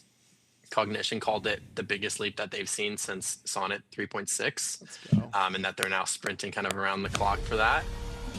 Lovable said performance is up 21%. They just sent that a couple hours ago. So I think folks are really, really loving it. And anecdotally, I've been hearing from devs I know as well, texting me like, "Oh my God, this model's amazing." I know personally, I've been really enjoying using it for the past couple of weeks as well in Claude Code. So it's tackling a lot of tasks that it's like, Opus 4.1, it did it pretty well, but kind of left some room for improvement. And then 4.5 comes in and kind of cleans it up, deletes all the like unnecessary stuff, refactors a bit. That's always one of my favorite parts with new models, is just seeing how they can improve the past models like outputs. And It is such a strange, closer. it's such an interesting dynamic where a software company is building a tool to make software and constantly having access to the frontier, even if you guys only have the state-of-the-art new model of a handful of weeks before the rest of the world. It's like that compounding effect is fascinating. Certainly not the case for something like AWS, where it's like, okay, we got this thing slightly cheaper or more performant or whatever. I'm gonna put the our cloud improves. I'm gonna put our intern Tyler on blast and get your reaction to something. He was making a tier list ranking the most AGI pilled labs, and he put Anthropic at B. And I was sort of shocked by that. I was pushing back. Do you on have that. Ilya at? Ilya is an S tier, of course. SSI. Who's an A? Straight shot. A was Google DeepMind. B was Anthropic and XAI, and then C tier was OpenAI. Like, nobody's and then more F tier AGI was pilled Thinking than Machines, Mistral, and Meta. But how AGI interesting. pilled is the team? How AGI pilled is the company? How AGI pilled are you, maybe? And what does that even mean? Yeah, that's a great question. What does it mean? I feel like our goalposts are moving every day, and I feel like I have this conversation. I all the love time with moving various goalposts. folks. Yeah, I hate it's it. We still great. need to get goalposts here in the studio that We have to move the can physically goalposts move. regularly. I mean, one thing I was looking at the other day was I was just on Google Trends and I put in like artificial intelligence as like a search term, right? Sure. And if you go back 3 years to the date, Mm. it's like flat, just like completely at zero. Like there's no interest. And then we like completely have taken off since then. Yeah. So we're so early. Like if you would have told me about Sonnet 4.5 and I was, 3 years ago, just software engineering, I would have been like completely mind blown. Like I would have never believed that this was real. I'm like, this is from some Star Trek future already. And now here we are. And it's like, man, it, used any instead of like the defined type too much in my TypeScript file. It's like little minor things like that. It's just like, what are we talking about? In terms of like how we think about this, I think it's been like at our core that like we really want to make sure this all goes well. And I think if you talk to any of our co-founders, like this has been a belief that like we could see the advent of AGI or very powerful intelligence or whatever you want to call it within the next 5 years.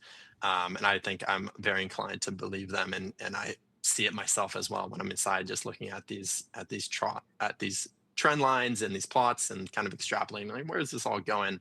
And then just seeing what's left on the table. There's so much low hanging fruit still.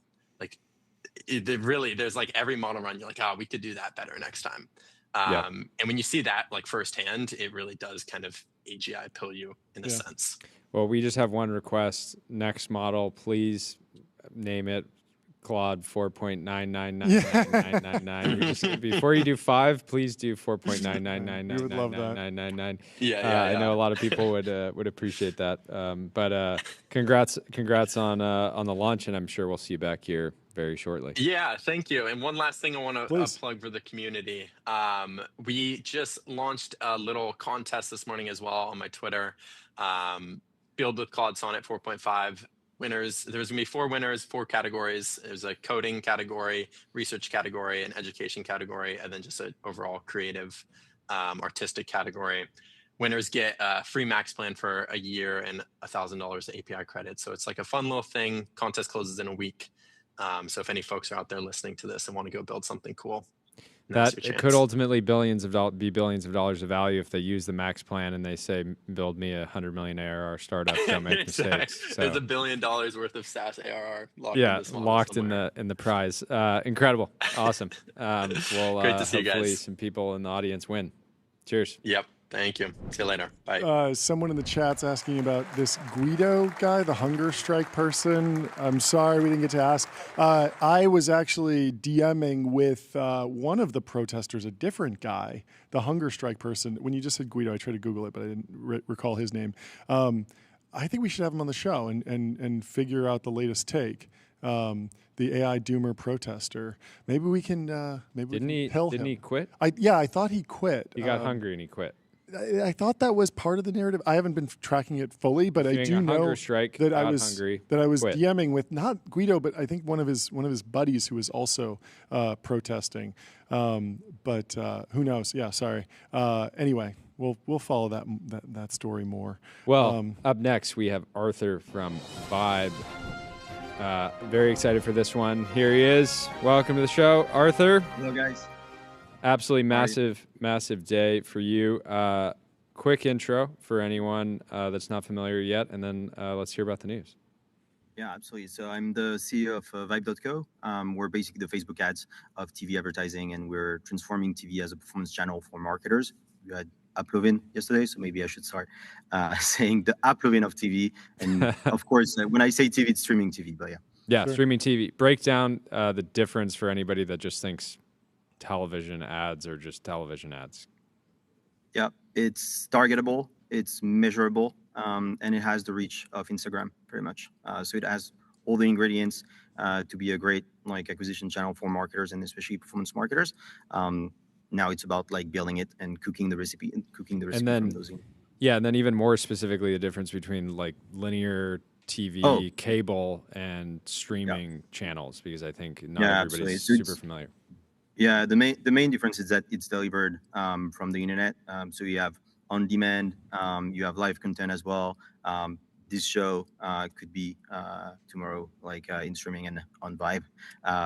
But yeah, whereas like cable TV is more like linear, you have to buy a spot like that will run like nationwide or locally. Whereas like in connected TV and streaming TV, you can just buy one impression on one single person technically. What is the news today? Get that. We've raised 50 million. Let's go. We've raised 50 million. Let's go. There we go. Been waiting for that gong hit. Yeah, definitely.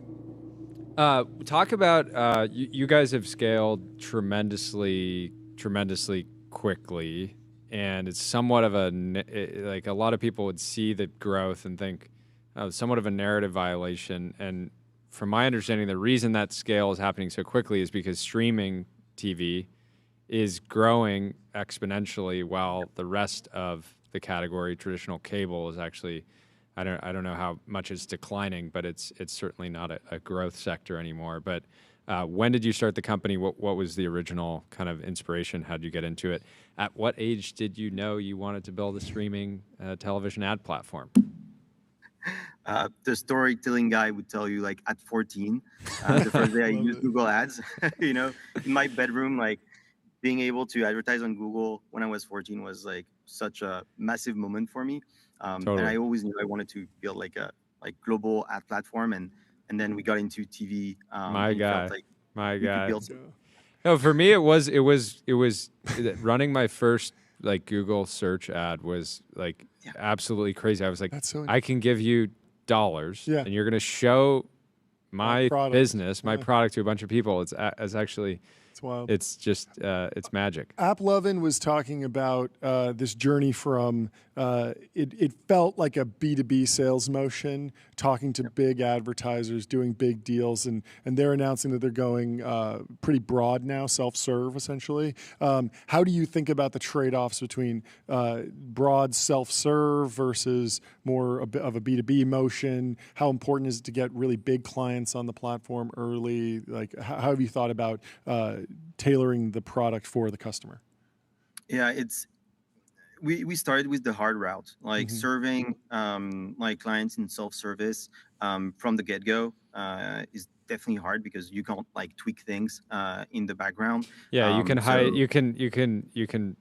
Yeah. Building an MVP when you're basically like, give me the asset and I'll figure out how to run it, and then I'll give you some data. That's a lot easier than you're going to upload the asset and you're going to decide how to target it and all that stuff. Yeah. Yeah, but it's also, we learned a lot, and that's what will allow us to serve like millions of performance marketers. Like when you look at Meta, it's like 8 or 7 million like SMBs and performance marketers who advertise on Meta. So that's the kind of scale we have to serve. You don't do that with sales, and we're product people. So we did not want to go back into like a sales motion. So that's why like we've done it this way, and now we're going up in ICP, whereas like AppLovin is now expanding. What are some examples of companies or categories that are, you know, if somebody, a lot of our listeners are building startups, some are consumer, some are enterprise, like how should they think about when to approach this channel? Yeah. First off, definitely start with Meta and search. Like, I mean, that's the lowest hanging fruit that you can find. It's more like when you start expanding, that's when we start to make sense. Especially when you start having like a lot of traffic. TV is great for converting that traffic. When people see your brand on TV, you get like a massive uplift in conversion because they saw you on TV. I don't know if it should be like that. It's just a reality. And it's also important to say, because I think anytime somebody has a net new ad platform, or let's say they're trying to pitch you influencer marketing, if they tell you like you don't need, like, just start with influencer, it's oftentimes a terrible idea, because if you can't get your ads working on Meta and search, some of the most performant channels with the most precise targeting, if you can't get your copy and your offer and your product working on those channels, it's not like they're going to suddenly be magically work elsewhere. So it's like you can really efficiently test different messaging, creative, et cetera. And then once you have something working and even scaling, then it's like, cool, let's diversify, let's test into other channels. Let's use a channel like streaming to increase the effectiveness of if somebody sees an ad on Instagram and then they see an ad that was served through Vibe, and then they go back to seeing an ad on Instagram. Now they're like, okay, this is a serious company. I've seen them on TV. I've seen them here. I'm going to be more likely to convert. Yeah, and you'll have so many clients saying like, "Oh, I saw you on TV," which never happens with like search. No one says like, "Oh, I saw your ad on like Google." I saw your display ad on. It happened website. it actually did happen with Ty Lopez, because he was running so many YouTube pre-rolls that everyone would say, "I saw you here in my garage." That story is still developing and unfolding, but it's taken a wild turn. So. Yeah, maybe just keep it on streaming. I'm interested to know, what are the levers that are really driving adoption of streaming? Is it just like when people get a new TV these days, streaming apps are installed? Is it there's particular there's things called fast channels, like, right? Yeah, like how much of it is driven by the content versus the platforms versus the hardware versus the software? Like, are they all working together? Yeah, all together, but most generally it's the industry. Broadcasters in general are just pushing everyone to streaming. They don't want to lose that race and that war. And if you just stay like cable, you are guaranteed to lose. In the future is streaming. So I mean, when you're out like in the street, you'll see like so many ads for like streaming services and contents and this kind of thing. They're just pushing everyone to streaming as of today. Yeah, that makes a ton of sense. How are you guys handling the growth? You already passed 100 million ARR. You're getting close. Yeah. Run rate in revenue run rate. The 2025 definition of ARR. Our revenue is recurring, not recurring. Most of our growth comes from our growth engine. We've copied a lot of things from Monday.com and Revolut. We spend now I think it's $1.5 million right now monthly on paid advertising to get clients, and so that most of our growth comes from here. We use Vibe a lot, and then we do Meta, we do like everything as well. That's where it comes from. It's bullish if you're building an ad platform. This is how we talked with the CEO of AppLovin yesterday, and you want the people building your ad platform to be incredibly good at advertising, like themselves, right? If somebody 100%. You're not gonna like if they can't figure out how to use all the channels effectively, you don't want them building a place that you're allocating budget. It's a good take. Congratulations. Growth is tremendous. I'm sure you'll be back on many more times very soon. Congratulations. Thanks so much for stopping by. Thank you guys for having me. We will talk to you soon. Have a great day. If you want to advertise your wrist, head over to getbezel.com. Your Bezel Concierge is available now to source you any watch on the planet.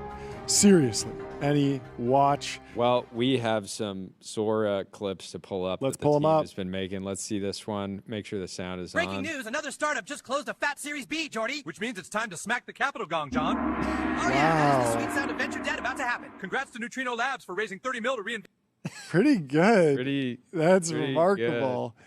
Good. This is the style. It's so good at style transfer. Yeah. That was really remarkable. I wonder. Yeah, it's like it's one of those things where it's like it's going to be 99% of the way there, and then to actually use it to make a full episode of South Park, you're going to need like, okay, can you translate this to something that I can we need like Nano Banana for video basically, and be able to prompt and make slight tweaks so that you're able to iterate. And I mean, the images in ChatGPT has that ability where you can like highlight a certain segment and say, make this a little bit different, make that a little bit different.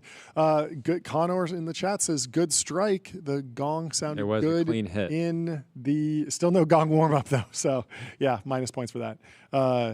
Are there other Sora videos we need to react to, or should I tell everyone about AdQuick.com? Out-of-home advertising made easy and measurable. Say goodbye to the headaches of out-of-home advertising. Only AdQuick combines technology, out-of-home expertise, and data to enable efficient, seamless ad buying across the globe. There was also a question in the chat about the Tai Lopez news. We did cover it on a previous show. We read through the Wall Street Journal article where the SEC charged him with some huge number, I think tens of millions, maybe in the 100-something million, for some sort of fraud related to his or securities violation. The Radio Shack. He was basically, he was doing a Ponzi scheme, it sounds like. That was the accusation. He was taking new investors' money and new money using comes it in and paying out the old investors. return. Something along those lines is going on. Story's still developing, but what a wild time. Anu over on X has some new thoughts on 3 quick thoughts on the Sora app. OpenAI was smart to feature their team in the Sora launch video memes. High fidelity really output showing what you buy, what you sell,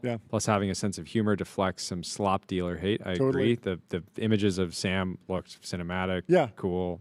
2, cameo feature does what the Ghibli template did, makes text-only posters more comfortable using photo video. Yep. Lets you, quote, tag your friends, high mimetic potential early. Yep. Long-term, it likely defaults to a new class of broadcast creators. Yep. 3, invite-only plus viral growth loop is smart for anticipation, learnings, and avoiding fast overexposure that leads to cultural burnout. Yep. Also, RIP to owning your, quote, likeness. Apparently, they put this out and they reached out to a bunch of different IP holders and said, you have to opt out of this. The question is, does it make sense to opt out? Or do you want to be burned into the Shoggoth? Yeah. Yeah, I don't know. I was thinking about it. Like, should I opt out or not? I think I won't be opting out. I think it will be fine. Also, when you go on the app, you can create your cameo likeness, and then you can prompt and you can say, who do I want to use my likeness in the app as an individual, even if you're not Disney. You, Jordy, can go scan your face and say, I only want to be used by my friends. Or you can say, I want anyone to be able to create with Jordy's likeness.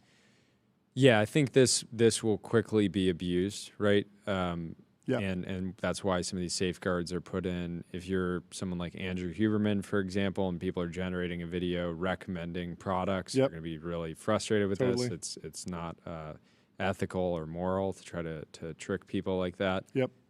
But there's going to be some cool use cases as well. Now that I'm thinking about it, maybe I do need to opt out because people are going to use it to recommend other products. That's right. Yeah. The question, I mean, it seems like there's 2 debates happening right now. Yep. It's like the slop debate is happening. Yep. And just kind of frustration and fatigue around it. And then there's just overall short form video is bad. Yep. And we need to do something about it. Yep. And it's interesting that AI generated content prompted this renewed focus on, is short form video toxic and rotting everyone's brains? And it is interesting because, in some ways, just looking at Americans have spent hours a day watching television forever. Yep. Now they're spending hours a day watching short form video. Yep.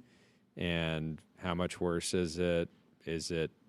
Are the things that are worse Is it inevitable? Right? It's just like dopamine feedback loops.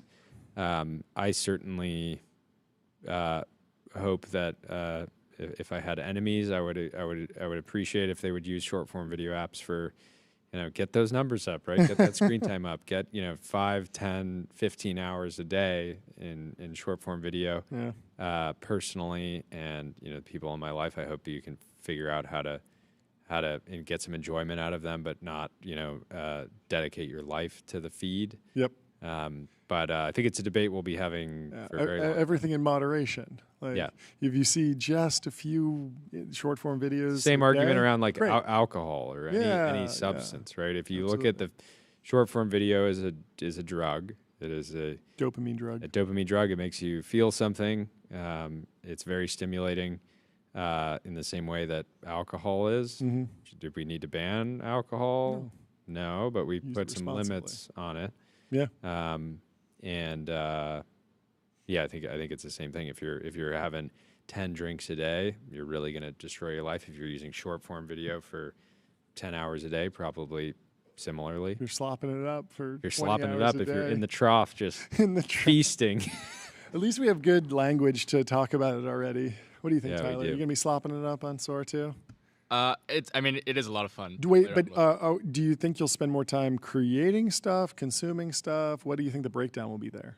I think on the actual app, I don't know that I'll be using the Sora app a lot. I think I'll be consuming a fair amount of it just from people posting it on X. Yep. But I think I will be making a bunch of stuff. Like It's fun to make stuff. Like it's a fun the memes creative tool. The memes are already happening. I have another one I'm putting in the timeline. And there are X accounts I follow that just post like Midjourney photos that they make. And it's like cool. super interesting. It's not it's slop. great. It's like artistic. Yeah. Like, well, this is like an interesting. Pull up these two videos from Gabe. Well, while they do that, let me tell you about Wander. Find your happy place. Book a Wander with inspiring views, hotel grade amenities, dreamy beds, top tier cleaning, and 24/7 concierge service. It's a vacation home, but better.